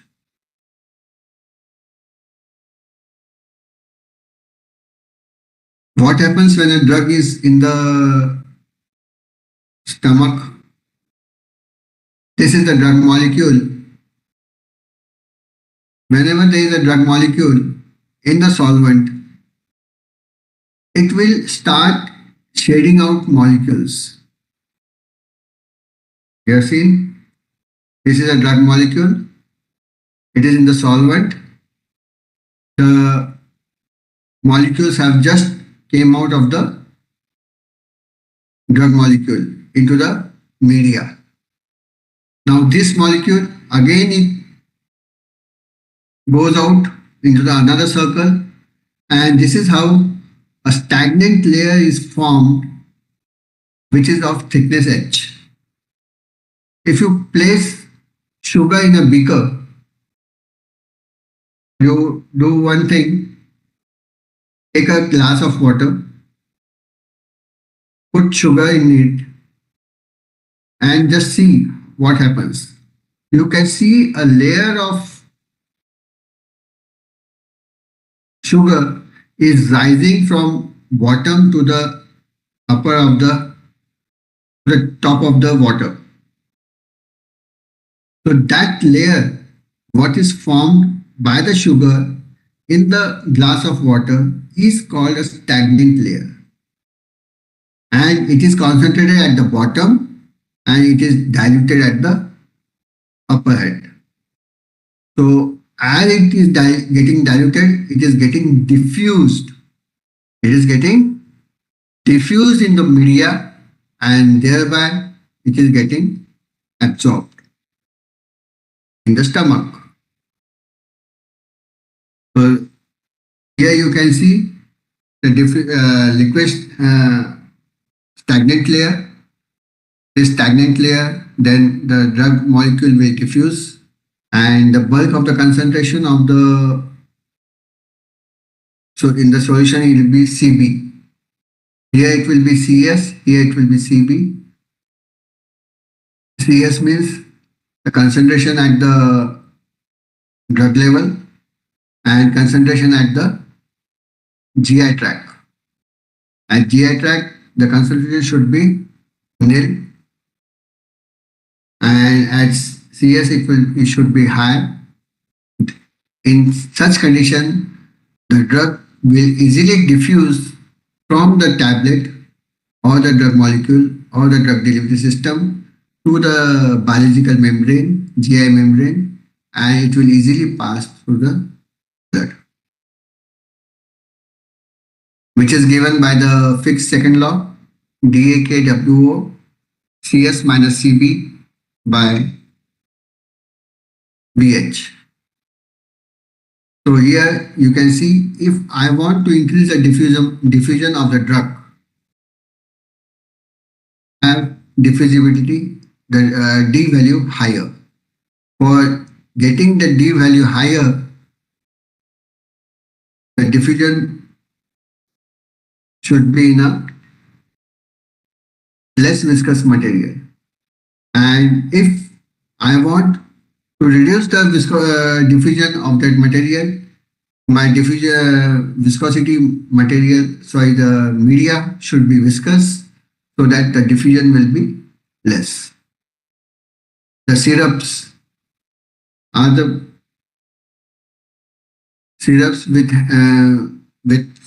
many viscosity enhancers are there. They not only reduce the diffusion, it reduces the diffusion slowly to the GI membrane so that the drug, whatever is available in the GI tract, is being absorbed. If a big amount of drug will reach to the GI tract, it will happen that small amount of drug will pass and rest will be getting excreted. So if the drug will pass slowly and slowly to the GI membrane, the drug will be easily absorbed. Surface area of the solid drug. If the area will be higher, resolution will be higher, and you can increase the surface area by micronizing the drug material. Water oil partition coefficient. The higher the values, the more the hydrophilicity and more the dissolution. W by O, it should be higher so that we can get higher dissolutions. As I told you, CS minus CB should be high value, so it will easily help in the absorption of the drug material. Thickness of the stagnant layer. More the thickness, less the diffusion. And if you want to reduce the thickness of the stagnant layer, what you will do, in a cup of glass where you have kept the sugar, you will swirl it with the spoon. नींबू शरबत बनाते हैं आप, उसमें चीनी घोलने के लिए आप चम्मच से घोलते हैं उसको. Why? The stagnant layer should come off. As the stagnant layer will come off, more amount of sugar will go into the solution.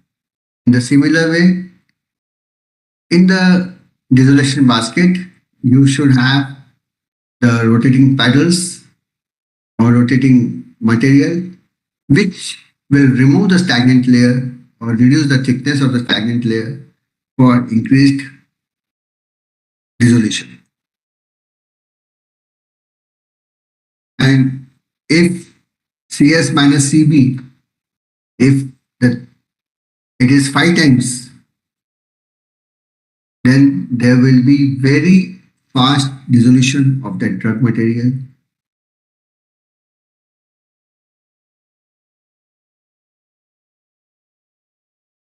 CS minus CB, it in turn indicates sink condition.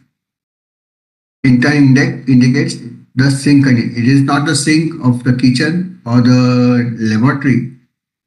It is a sink condition, means a condition where the concentration gradient is very high. Concentration gradient is very high. Like in the laboratory sink or the kitchen sink, you pour water, all the water goes down. No water remains at the top. Similarly, if I have a drug material, if maximum of that drug material is getting absorbed, my purpose is solved. My purpose is solved. So this purpose, how can I get bathing? I have to bathe the dissolving solid in fresh solvent. After every 5 to 10 minutes, we are taking the sample from the conditions and dissolution baskets, and we are replacing it fresh amount of solvent. What happens in the stomach? In the stomach also, when the drug is coming into the stomach, mucus is flowing over the drug material. Again, the mucus which has flown, it has gone. It has taken the drug material easily. But thereafter, again, new amount of mucus is coming over the drug material. So always fresh solvent or fresh mucus is coming to dissolve the drug material. You can increase the volume of dissolution fluid. That can be also increase the sink condition. If you are doing dissolution media in 100 ml, you increase to 500 ml, you increase to 900 ml as per pharmacopoeia standards. It all depends upon your research capabilities, your thinking capability. You can have your own volume of dissolution fluid. Now, if molecules are there in the dissolution media and your drug is not going inside, why? Because it is saturated. It has got saturated because of the dissolution of the earlier molecules. Now, the fresh drug molecules are not going in. What should be done? In an in vitro case, you can do it by partitioning with organic phase. An organic phase in which that drug is soluble. You pour it, the drug will get dissolved in that organic phase, and the solvent media will again become empty, and your drug flow or drug dissolution rate will increase. You can do this same by adding alcohol. Many drugs are soluble in alcohol, ethanol. You can add a small amount of ethanol in your dissolution basket and it will increase the sink condition. You can add an absorbent like charcoal. Add it. You must have done an experiment in third year. Absorption of charcoal.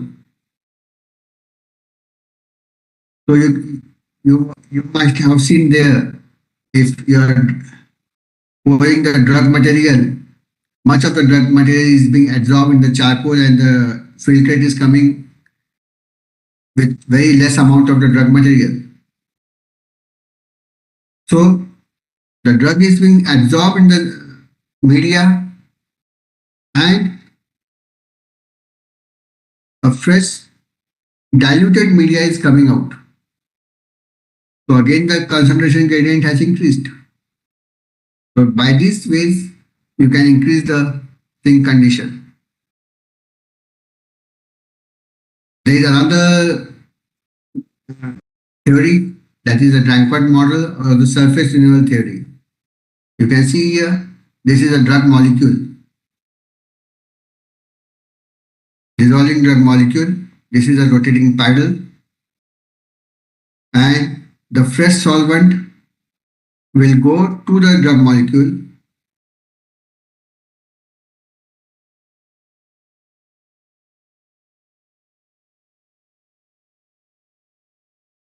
The drug molecule will have a stagnant layer. The fresh solvent will go to the drug molecule. It will get loaded with the molecules. Water molecules will get loaded with the solvent molecules and it will pass through the biological membrane. Again, fresh solvent will come to the drug molecule.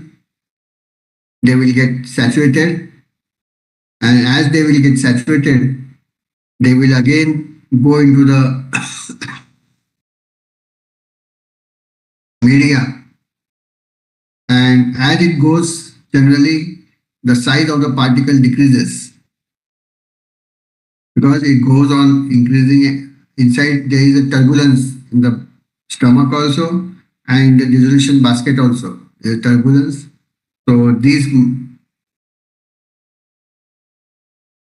molecules or the eddies, it will minimize and it will get easily absorbed across the media, across the biological membrane. So surface area, this is another topic which will affect dissolution. There are two surface area.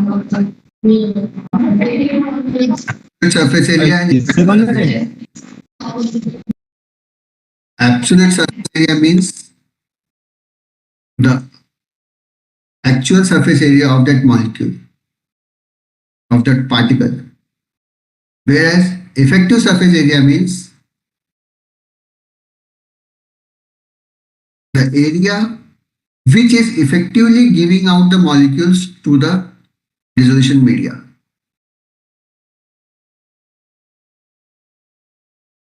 So micronization, by the way of micronization, you can increase the surface area and so the diffusibility. But your work is limited to 0.1 microns. There are drugs like hydrophobic drugs like disulfiram, aspirin.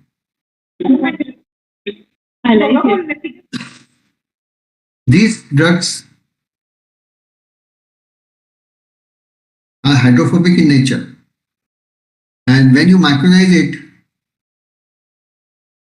the surface area increases, but they absorb water, air over the molecules. As they absorb the air over the molecules, their wettability is less. As the wettability is less, the drug dissolution will get hampered.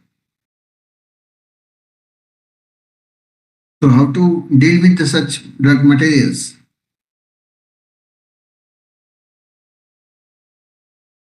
You can increase wettability of such systems by adding surface active agents which can reduce the interfacial tension between the drug molecule and the atmosphere or the environment around. By use of surfactants like Quinate, by addition of hydrophobic diluents like PVP, PEG, dextrose, you can very well, means it is a hydrophilic diluent.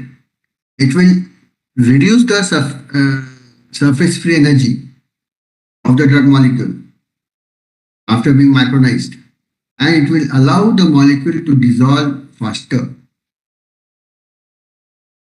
Molecular dispersions, solid drug solutions, again the same.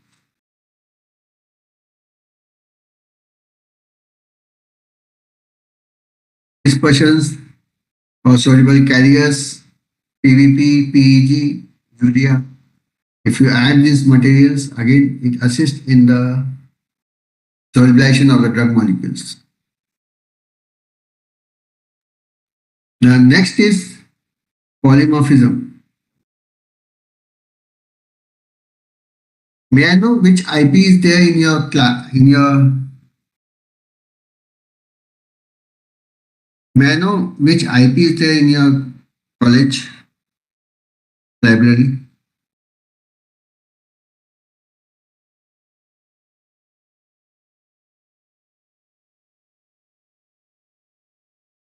Scientifics.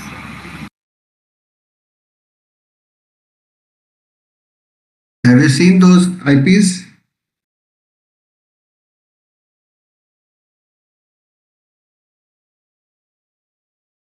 In 66 IP, in 1966 IP, there was melting point, a promising identification marker for the drug to be identified. But now, melting point has been removed from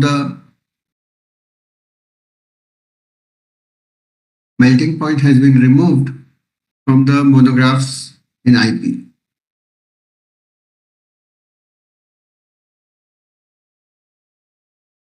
Because the drugs, whatever they comes, they have a varied melting points. And this variety of melting points of a single drug, you can say it is a polymorph. I worked on many drugs. It is said that chloramphenicol, it is being taught to us that chloramphenicol is having 3 polymorphs, riboflavin has 3 polymorphs. It has been told. But when I did my experiments with my farm students, for simple metronidazole, we prepared 40 polymorphs. For simple metronidazole, we prepared 40 polymorphs. So, having a polymorph is not a big concern. You will get it, polymorph. What is polymorph? Polymorph is a different phase of the same structure. If you see in other simple language, if I want to say, we all are humans. We have the same genetic material, same bones, muscles, but we all have different faces. We are polymorphs of each other. Similar with all other cattle. Because there is a change in formation. There is a change in formation of the process. There is a change in the phase. You crystallize paracetamol from alcohol, 1. You crystallize paracetamol from 50% alcohol. You crystallize paracetamol from 25% alcohol. You crystallize paracetamol from acetone, you will get different types of crystals. You crystallize paracetamol from HCl with different pH solutions, you will get different shapes. So any change in the process, now crystallization, it does not mean just to dissolve and dry it. The way of dissolving and the way of drying affects. You must be knowing that your mother cooks food at home, but she is having a particular taste in her food. Same you won't get in another's house, because the lady in the another house is having a different process of making the same food. The taste differs. If there is a change in the process, there is a change in the process of formation of a crystal. So these things matter.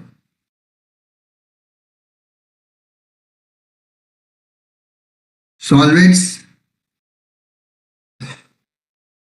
pseudo-polymorphism, organic solvates, or the water hydrates. They all, when you are making a crystal in a solvent, it is natural that the solvent can get entrapped into the crystals. It is very natural. If that is a solvent, organic solvent, you will have one type of crystal. If that is a water molecule, you will have a different type of crystal.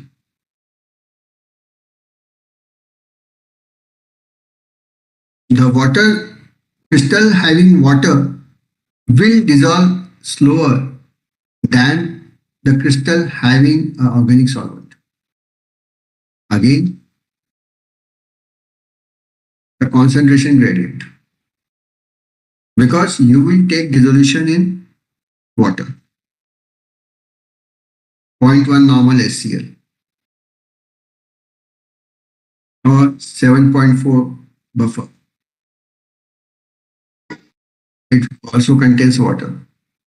But a solvent which contains organic solvent will have a much higher tendency to come out and to solvate with the water.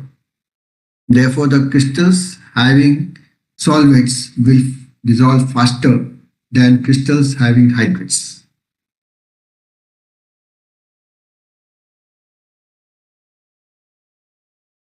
So different lattice energies of polymorphs or solvates give rise to different solubility and dissolution rates.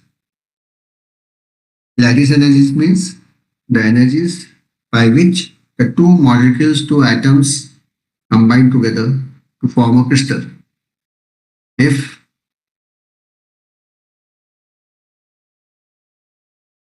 this crystal is formed by strong bonds, the lattice energy will be higher. If they are formed with loose bonds, lattice energy will be lower, and thereby the solubility will change. For lattice energies, higher lattice energies, solubility will be higher. For lower lattice energies, solubility will be higher.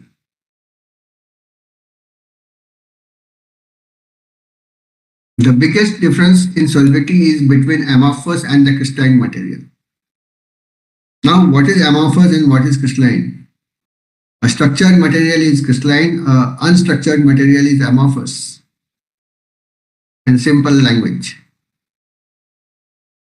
So unstructured material will dissolve faster than a structured material.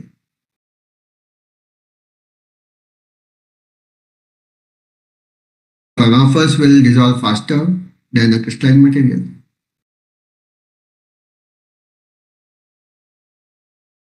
And the solidity ratios of polymorphs are typically independent of the solvents.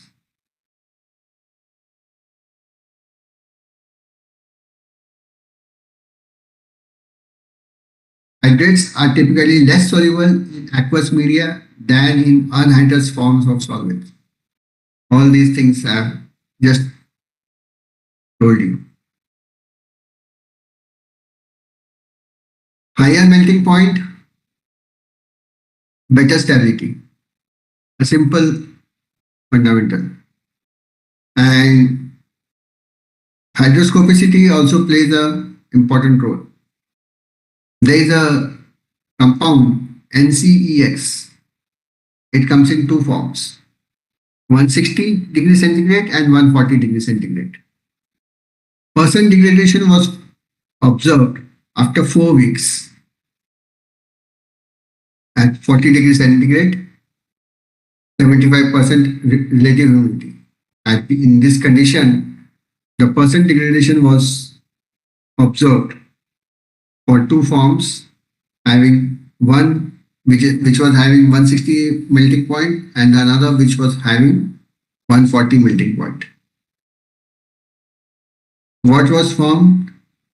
Form 1 was having 0.3% degradation. Form 2 was having 6% degradation, and amorphous form was having 20% degradation. Form 1 0.3, temperature 160. Form 2 6%, temperature 140. Amorphous 20. Amorphous is very easily soluble. Melting point is very low. So you can see, as there is a higher melting point, the degradation is also less. Stability is more.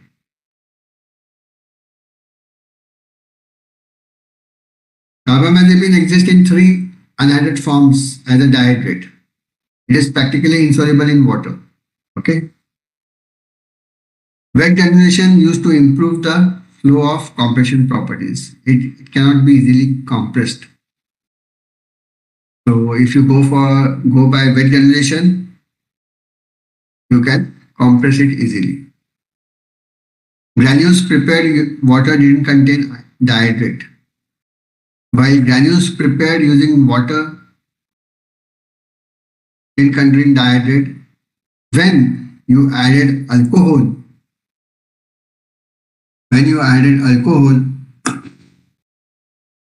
the dihydrate formed. Means during the compression time, granulation time of carbamazepine, you should not add ethanol or PVP so that it will have appreciable amount of dihydrate. What is pK? Dissociation constant. Easy? An acid in an acid solution will not ionize, but an acid in a basic solution will ionize. A base in basic solution will not ionize, while a base in acid solution will ionize. This is the simple fundamental what we need to know. So these salt forms, whatever we are using, is all based on this dissociation constant. It will not dissociate in an acid solution or will not ionize. So we should have a basic salt for the acid material, and for the base material we should have a acidic salt.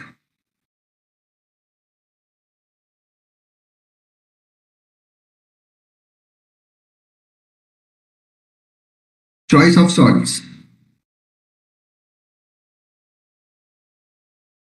Choline, isopropylamine salts, where theophylline is more to three to four times having dissolution. If theophylline is taken with above salts, it's having the dissolution is increasing. Smaller the counter ion, higher the solubility. Bigger the counter ion, poor is the solubility. क्या है ये आपको सोचना है, मेरे को sustain release चाहिए या फास्ट रिलीज चाहिए. फास्ट रिलीज चाहिए तो smaller counter ion, sustain release चाहिए बहुत स्लो चाहिए, you can have a bigger counter ion.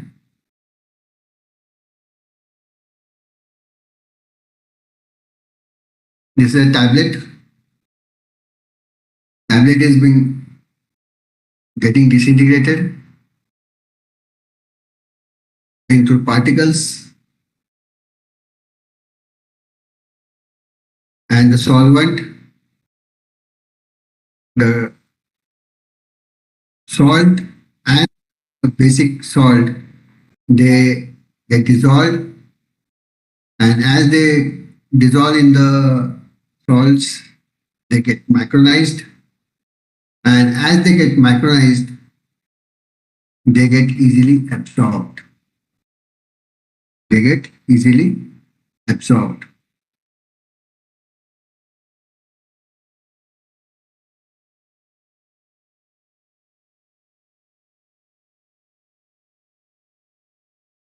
Sizing.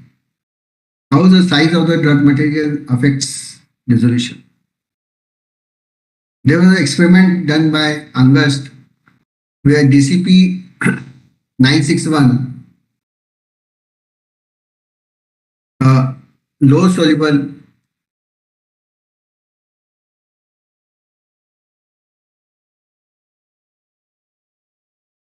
soluble drug, a highly permeable drug was there, which was given for the absolute viability, and it was seen in fasted dogs the viability was 24%, and in the fed dogs it was 51%. Tablet viability of the unoptimized tablet drug dosage form, 30% for the fasted dogs and 86% for the fed dogs. So it was shown that it was dependent on the drug substance, particle size of the fasted dogs, but not to the difference in the fed dogs.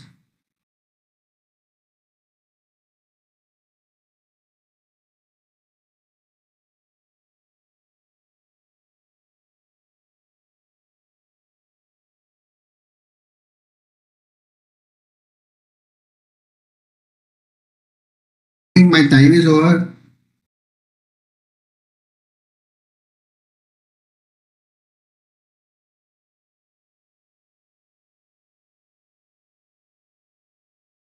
So I should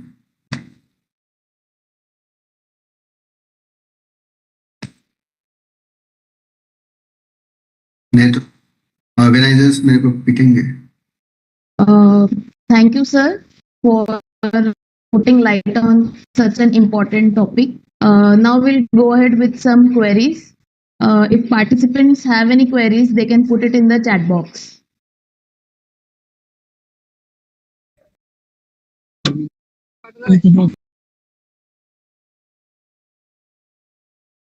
Sir, we have got one question. How sink conditions are maintained? How? Sink condition in an experiment is maintained. Sink condition can be maintained by keeping the concentration gradient at par. You have to take out a drug material. I have told you have to take out the drug material either by adsorption, either by solvent, taking out the solvent at regular intervals, or partitioning of the drug material into an organic solvent.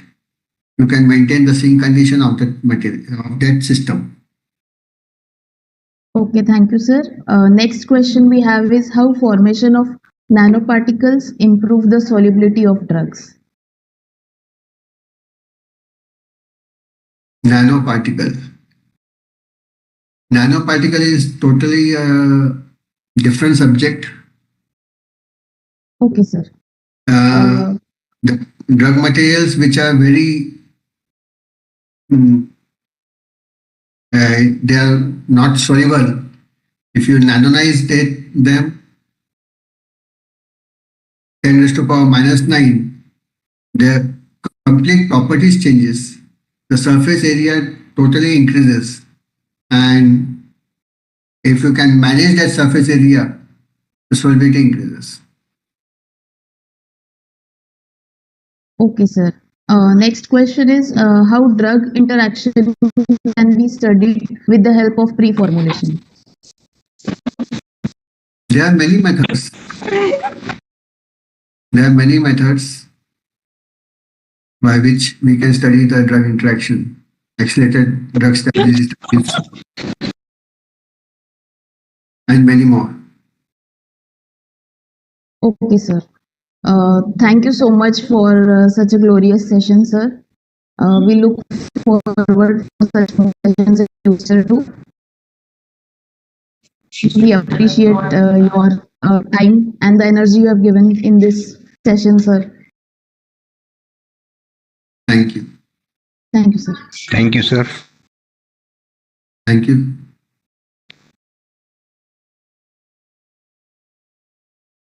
With equal pleasure, I look forward and call Mrs. Mayuri Deshmukh, ma'am, Associate Professor, Nagpur College of Pharmacy, to introduce our next guest, Dr. Hardas, sir.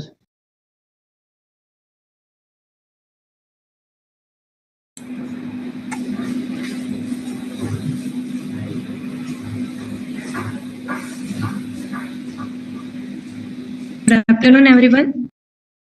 Good afternoon, sir. Am I audible? Yes, yes. We all know that we are here for the one-day state-level conference on the topic recent advance in drug discovery and healthcare reforms. Now I welcome our guest, Dr. Bhalchandra Hardas, sir, Assistant Professor.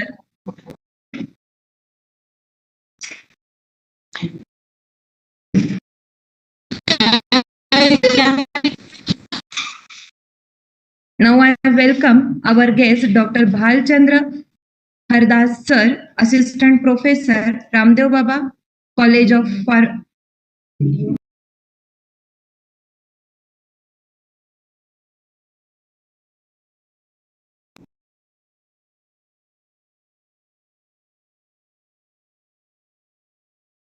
Sorry for interruption. Now I welcome our guest, Dr. Bhalchandra Hardas, sir, Assistant Professor, Ramdev Baba College of Engineering, Nagpur, Maharashtra. Sir is here to deliver session on research scope in biomedical device development. I would like to give a short introduction of Dr. Bhalchandra Hardas, sir. Sir is a IPR coordinator of Sri Ramdev Baba College of Engineering and Management, Nagpur. Sir has published 3 Indian patents. Sir worked for consultancy in Wagmare Food Products Private Limited, Nagpur, as well as Surgikar Creations, Nagpur. Sir has published 4 copyrights in India. 1 review book having title Information Theory, Coding and Cryptography is published in McGraw-Hill Education, India. Sir has a 1 book chapter published on topic Health Informatics and Technological Solution for Coronavirus COVID-19.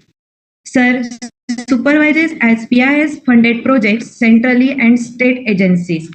Sir has 4 professional society membership: Indian Society for Technical Education (ISTE), the Institute of Electronics and Telecommunication Engineering (IETE), Bharatiya Shikshan Mandal BSM and the Society of Digital Information and Wireless Communication SDIWC. Sir has published more than 25 research papers in journal and conferences too. Sir's area of research is wireless communication and biomedical engineering.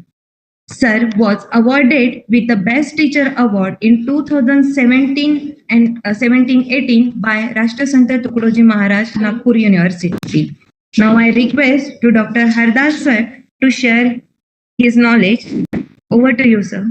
Thank you. Let me share my screen.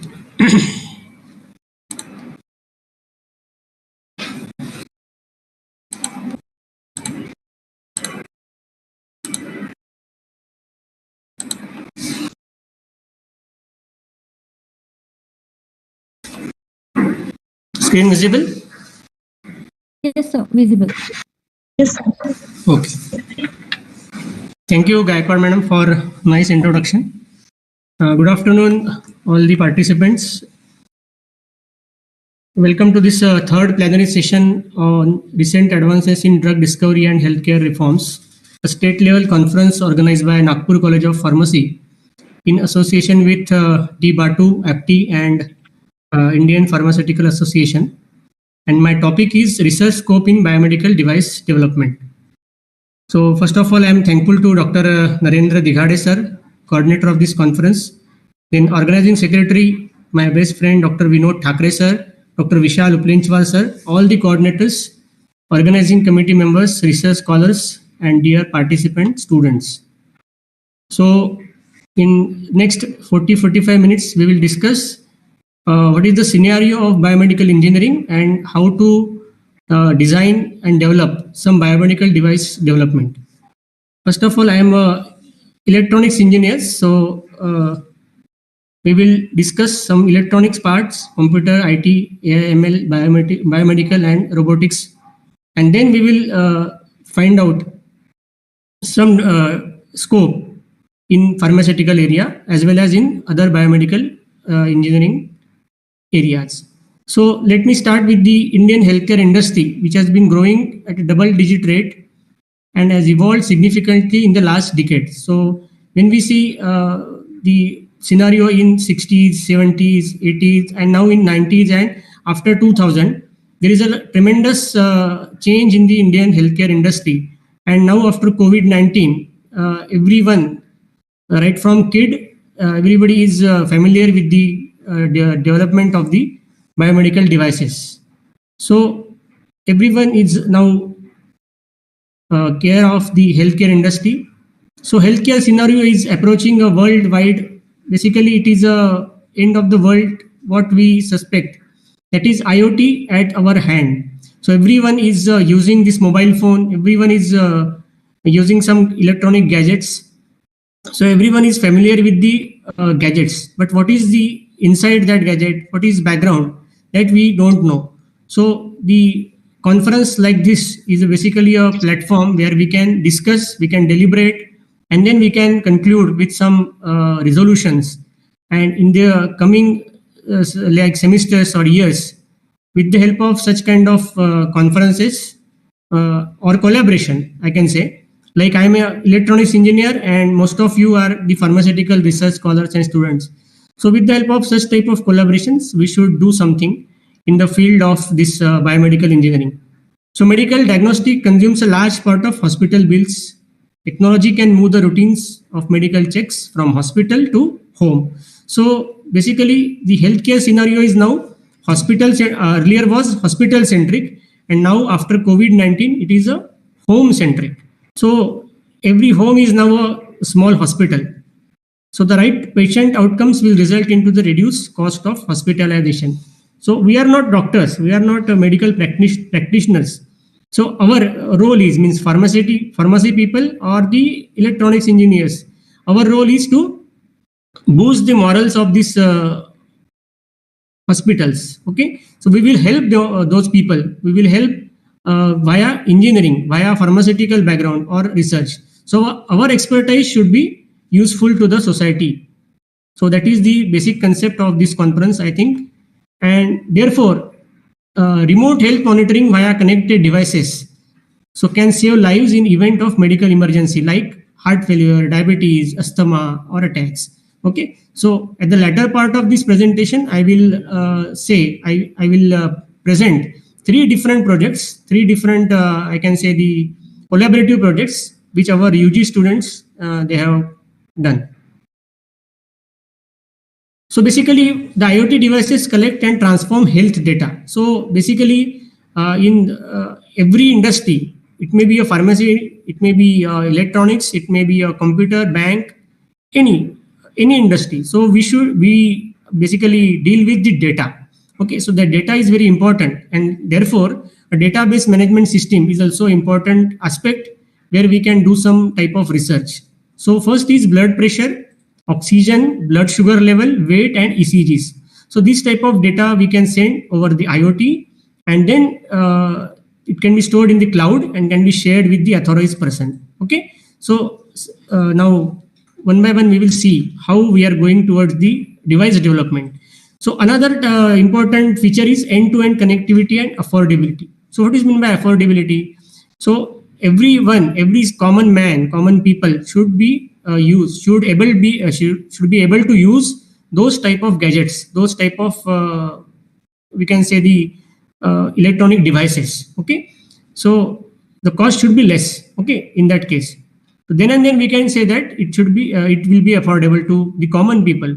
So there are different protocols. So those who are seated here basically having background of engineering or we can say computer science, they may be knowing that Bluetooth, Wi-Fi, Zigbee, these are the some modern protocols used in the biomedical engineering, which is basically a revolutionary ways of treating across different healthcare fields.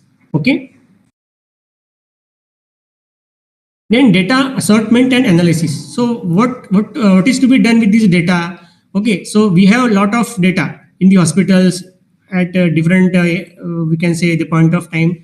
Then what is the use of this data? Basically, this data is very important, where a doctor can visualize, doctor can see the progress of the patient. Okay, and that's why this data assortment and analysis is very much required.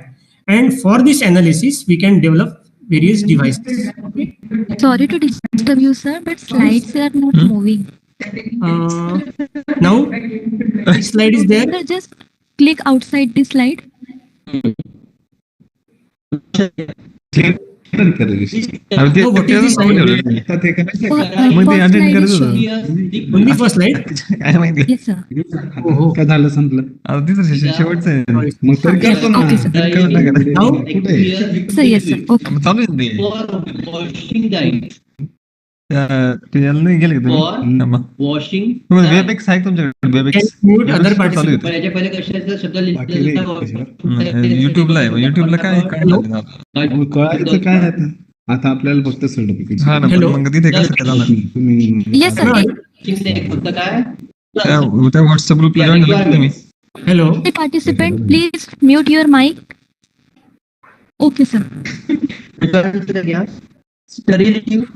One minute. Tell me now which slide is visible? First, sir. First slide is Now? visible. First only. First one only first one Now the slide is not moving. No sir no Oh, what is the problem? Yes, now sir. it Yes. is moving Yes, sir but again first is there Okay, now sir. it is second Okay, but how to?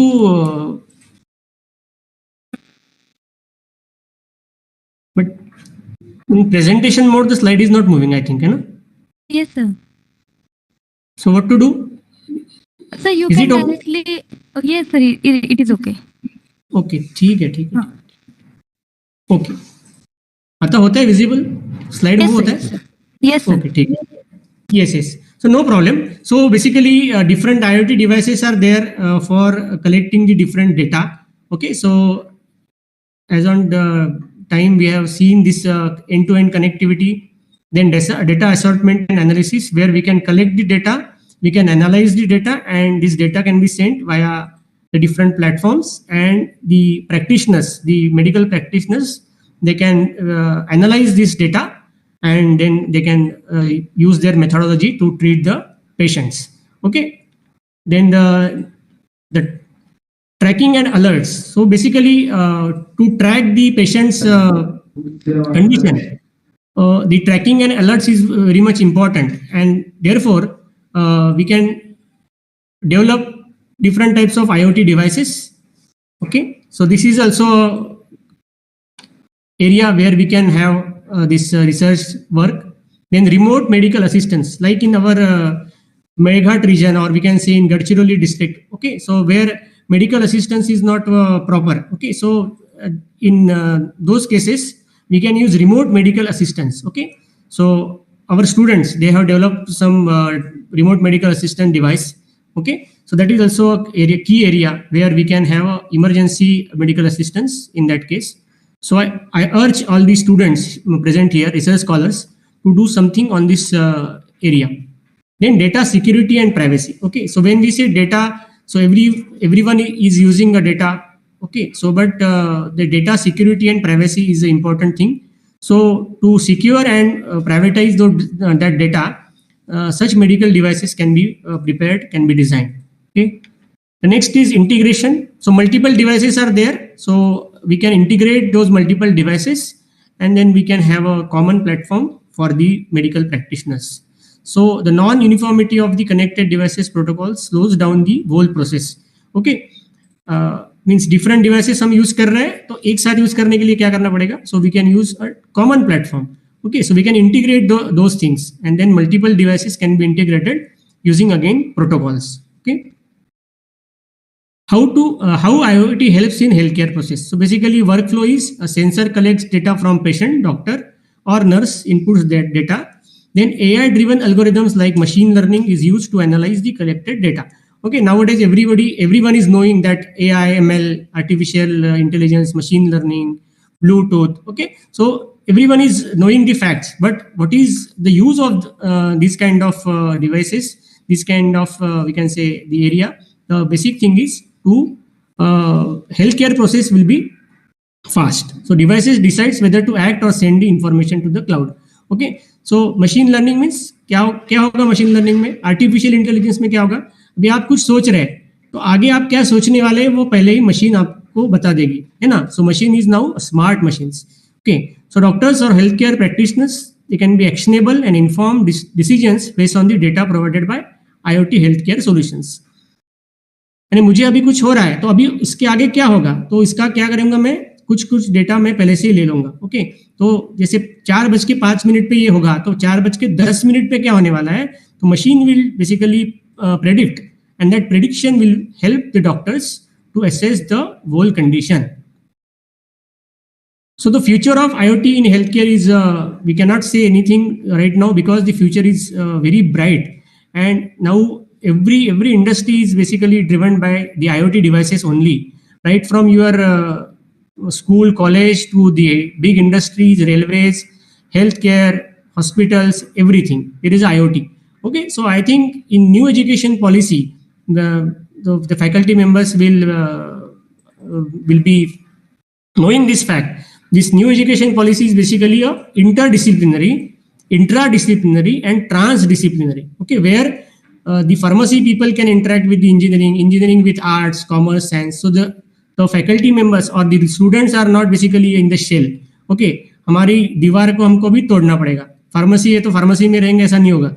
तो engineering वाले भी engineering में रहे तो ऐसा नहीं होगा. Okay, so we should discuss, we should deliberate, and the common factors they can be basically jotted down, and then we can evolve with some collaborative projects. And this type of conference is basically a right kind of thing.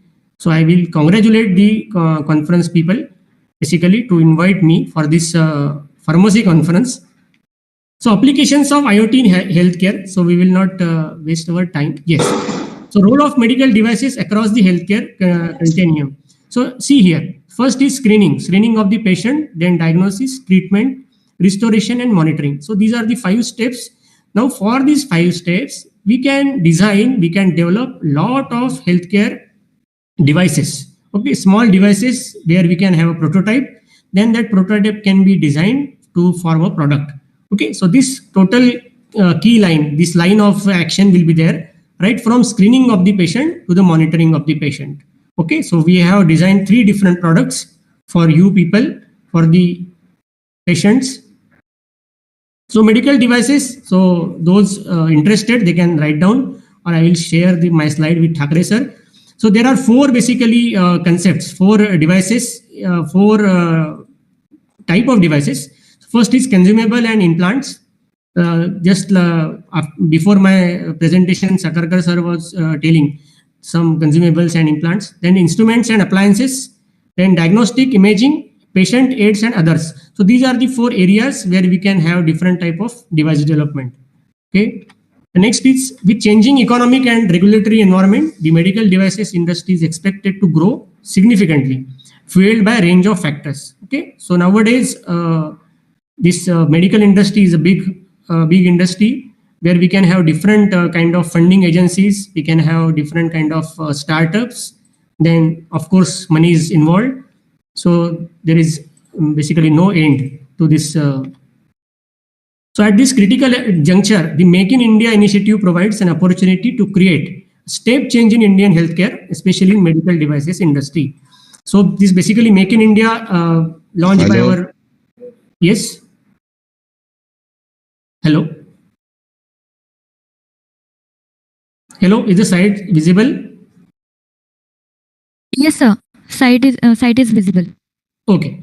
So the Make in India initiative launched by the Honorable Prime Minister will basically help the people like us, the researchers and research scholars, to invest, innovate, skill and infrastructure. Okay, so these 4 concepts we can work on.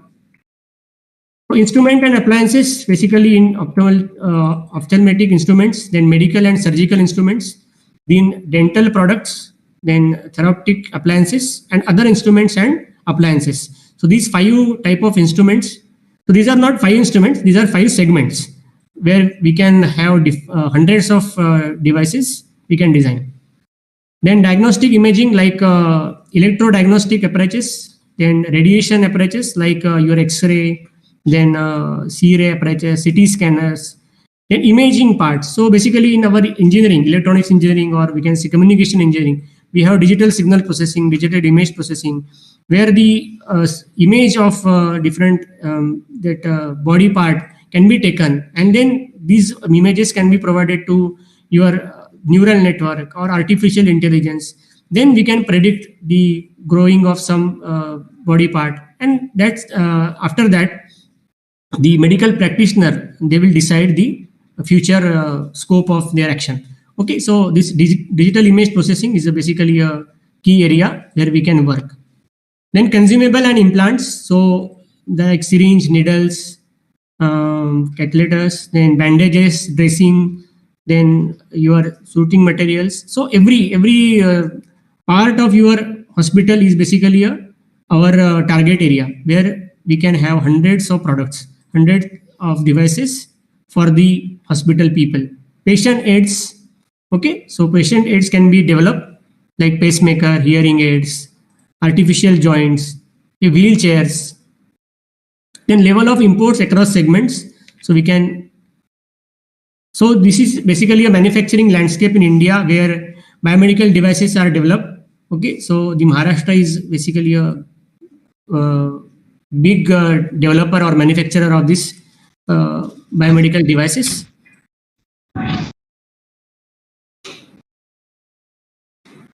So after COVID-19, basically medical devices shortages was there, but because of the our healthcare people, the engineers, the dialysis related products, personal protective equipment, then testing supplies and equipment, and ventilation related products. Okay, so these are the different 5 areas where COVID-19 basically affected, or they were affected because of COVID-19. So COVID-19 pandemic has emphasized the need of medical devices and protective equipments. So after this 2019-20, and there is a lot of scope in this area. So increasing widespread public health issues. So we can say that after this we can workshop or this conference, we should have a collaborative research work where the pharmacy people, they can float their products, their problems, and the engineering students or research scholars and faculty members, they can develop the products. So this kind of collaborative projects we are basically looking. So now the 3 different products I will show with the help of these slides. The first product developed by our UG students of Ramdev Baba College, Kritika Jain, Advait Kose and Pallavi Gadewar. Under my guidance, and co-guide was Dr. Milind Vevhare, Associate Professor of Government Medical College. So this is a low-cost electromechanical ventilator. So they have developed this kind of low electromechanical ventilators for 3 different age groups, like infant, adults, and the third one. So they have basically this concept was the motivation was the COVID-19 itself, and in COVID-19 period only they have designed this low-cost electromechanical ventilator. This electromechanical ventilator is now available in the college, and basically the government medical college, they have supported this concept in the COVID time only, and they have basically won the first prize in the IEEE conference, as well as they have published one research paper in the BBRC SCI conference. This is the AICTE sponsored, we can say, workshop on advances in biomedical signal processing, where this project of low electromechanical ventilator got first prize. This is IEEE conference, then ideation competition of Ramdev Baba. The second product is basically a design and development of system for Nadi Parikshan Yantra. So basically this is Ayurvedic concept. So we know that this Nadi pulse rate. So pulse rate analysis was very difficult in COVID-19 because हमको किसी patient को हाथ नहीं लगाना था तब, है ना. So how to then measure the pulse rate, how to do Nadi Pariksha. So Ayurvedic people, this is Prasad Deshpande sir, Dr. Prasad Deshpande, Associate Professor in Government Ayurvedic College Nanded. Earlier he was in Government Ayurvedic College Nagpur. So he's my good friend. So he told me that whether it is possible to have some kind of Nadi Parikshan Yantra where we will not be in touch with the patient directly. So our students, Chetna Turankar, Sakshi Joshi and Ameya Bidwai, they have taken this task as a challenge, and they have developed this Nadi Parikshan Yantra. So, and actually they have utilized this, means the government Ayurvedic people, they have used this Nadi Parikshan Yantra in their government medical college for 30 patients. So see, just we have to put that Nadi Parikshan Yantra. So there are 3 different wires on the Nadi, that is pulse, and continuously using this laptop, they have developed some software, and using that software, the continuous monitoring of their Nadi, that pulse rate, is possible with the help of this Nadi Parikshan Yantra. And now these students, basically they are pass out, but they have got basically a different kind of, we can say, startup on this Nadi Parikshan Yantra. And you will be surprised that this total cost of this project is only 500 rupees. They have got the certificate of appreciation from Government Ayurvedic College. And third one is basically your area, that is acid reflux controller devices, recently developed by our UG students, Krish Tomar, Ishan Dakate, Siddhant Tiwari, and Krishna Thakur.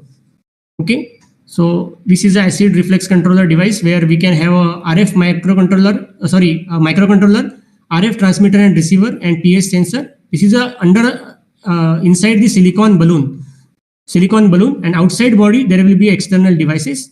So the acid reflux, basically this is a very recent topic. So the project aims the development of acid reflux controller device, which will have a battery-less soluble device, and the whole body will be consisting of silicon balloon. So they have basically published one patent on this. Recently they have filed the patent on this. The device provides functionality to eject from the body whenever the user sends an ejection command from outside the body. Okay, so we will have a communication channel and power up device inside the body, and RF signal will be used to connect that device. Okay, so this is very simple, but yet it is difficult to actually develop. Okay, so this is now just concept only. We have conceptualized this, and we'll be working on this more and more to have a final product. Recently, we have published that patent, soluble medical devices, patent number is given, and one paper also on acid-based experimentation for soluble medical device in IEEE Delcon 2022. So these are my references, and one book chapter I have published that is Enrich to Reach an Indigenous Model to Combat COVID-19. Okay, so in COVID time, my colleague, Professor Nikhil Damle, and myself, we have published this book chapter in the Health Informatics and Technological Solutions for Coronavirus COVID-19. So lastly, I will say, Sarve Bhavantu Sukhinah, Sarve Santu Niramaya, Sarve Bhadrani Pashyantu, Ma Kaschit Dukkha Bhagavet. So may all become happy, may all free from illness, may all see water species, and may no one be distressed. So this is just a concept where I can I can basically request all the research scholars, all the students and faculty members to basically interact. Okay, so we don't have, we don't know the problems in the pharmaceutical industry. You don't know the problems in the electromechanical devices or the biomedical engineering devices. So with the help of such a collaborative work, collaborative research conferences, workshop like this, so we can interact and basically a collaborative projects can be done. Okay, so I urge or I will request the conference people, the organizing committee members. So as an IPR coordinator of this Ramdev Baba College, I will surely help you, and we can have a MOU with you, and then we can design some collaborative projects under our UG students, PG students, and basically a faculty member can be deputed for each project to design some biomedical devices. So any questions? I will stop here. If any questions are there, I will be very happy. Okay, sir. Thank you so much, sir, for your words and entertaining information on these biomedical devices. So Thank we you, have ma'am. some questions. Sir, question is, does these devices are able preliminary diagnosis of heart attacks or stroke attack?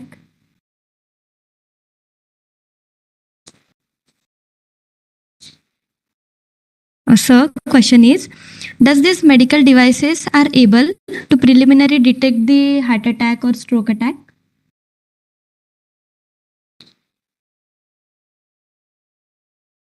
Sir, your voice is not audible. Which devices they are asking? जो मैंने अभी बताया वो या? Yes, sir. Any devices? Does there is any device which can able to preliminary detect the this kind of attacks? Yes, there are different devices, but the their result is not proper. Okay, there are different types of devices, like in your wristwatch type. Okay, so जैसे हम घड़ी पहनते हैं ना, so the wrist में कोई पहन लिया आपने. Okay, so there are different sensors which can which can sense the heart attack. Okay, so that is possible, but the result is very poor. Okay. Okay, sir. So next question is that acid reflux control device, how it will use, means does it is in implant mode? Yes, yes. This is a soluble device like a balloon. एक 7x7 का micro controller रहेगा. Okay, so micro controller रहेगा जो हमको अभी develop करना है. So basically develop नहीं हुआ है, this is just a concept. तो बलून के अंदर वो रहेगा और हमारे शरीर के अंदर रहेगा, inside our body, and the outside there will be a receiver where we can receive the. Okay, sir. Sir, last question is, hello. Hello.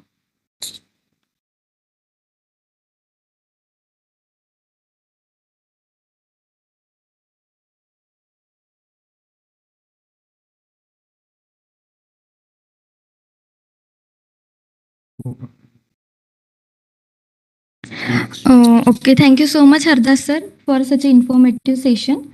Now, I would like to welcome Dr. Thakre sir, to propose vote of thanks for today's conference.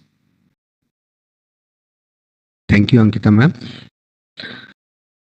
An ignited mind is the most powerful weapon on the earth, and this is got through education. Education is the most profitable investment for the near future.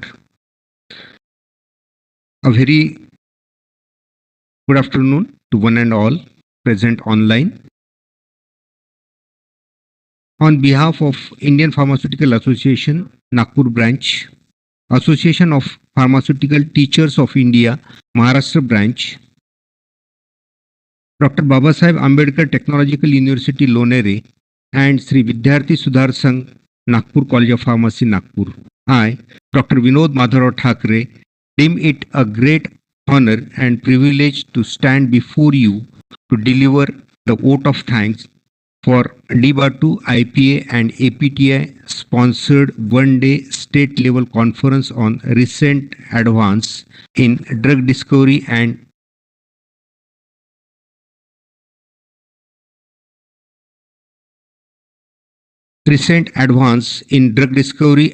health reforms. At first, I would like to thanks to Dr. Bhagwan Jogi sir, Registrar DBA2, Indian Pharmaceutical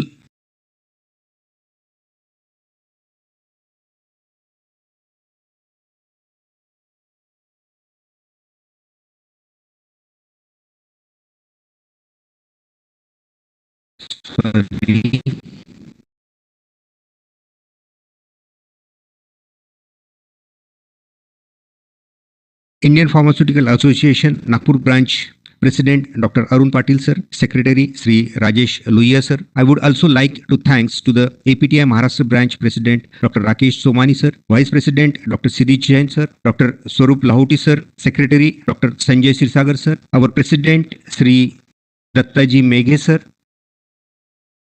Sri Vidyarthi Sudhar Sangh, Nagpur, Ravi Meghe sir, Secretary Sri Vidyarthi Sudhar Sangh, Sri Samirji Meghe, MLA Hingna Constituency Nagpur, for sponsorship and support for this online conference. I would also thanks to our dynamic and visionary principal Dr. Narendra Digre sir for generous support to this online conference. As everyone knows, India is widely known for its fast technological development, hard-working people and culture. I would also like to thanks Professor Prakash Itankar, Professor UDPS Nagpur as a keynote speaker for igniting us and said about the importance of modern approaches in herbal development.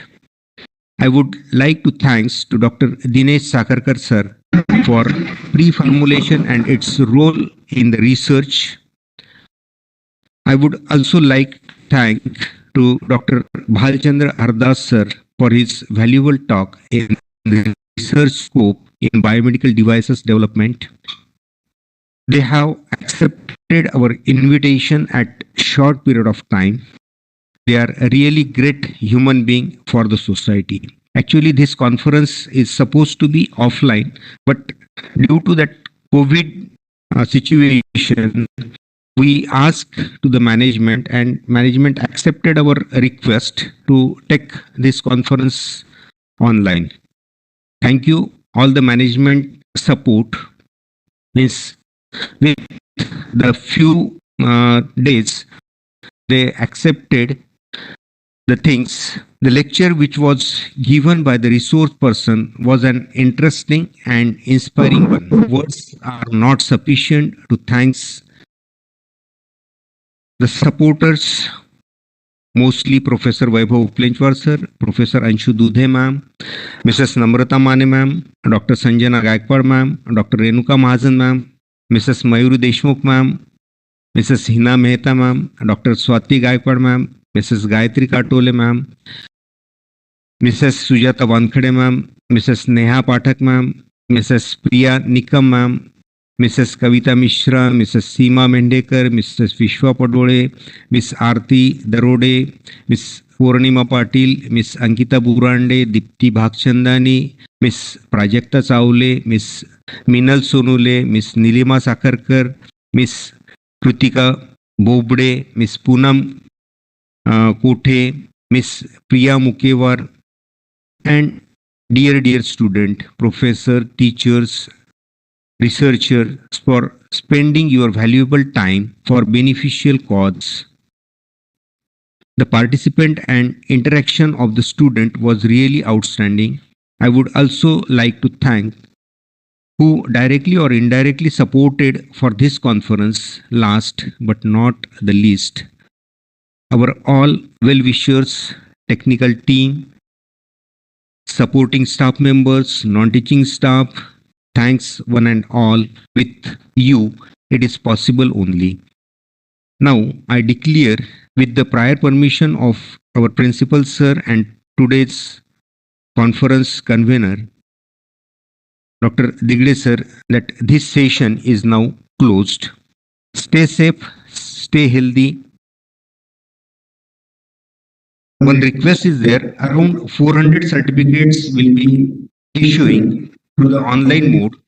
So, to be patient, have the certificates within next 2-3 days. Around 1014 registration was there, and around 800 peoples are joined online. Thank you one and all. Now please stand up for the national anthem.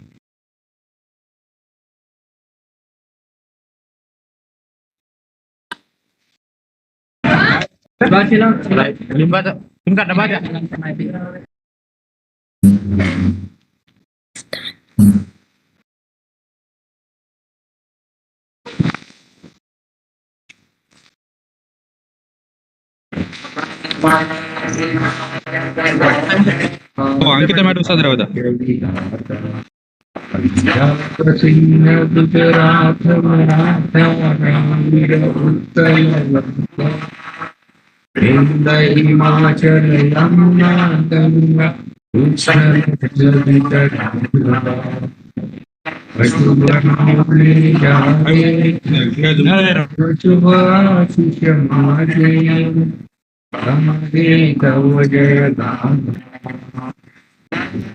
मंगलदायक जय हे भारत भाग्य विधाता जय हे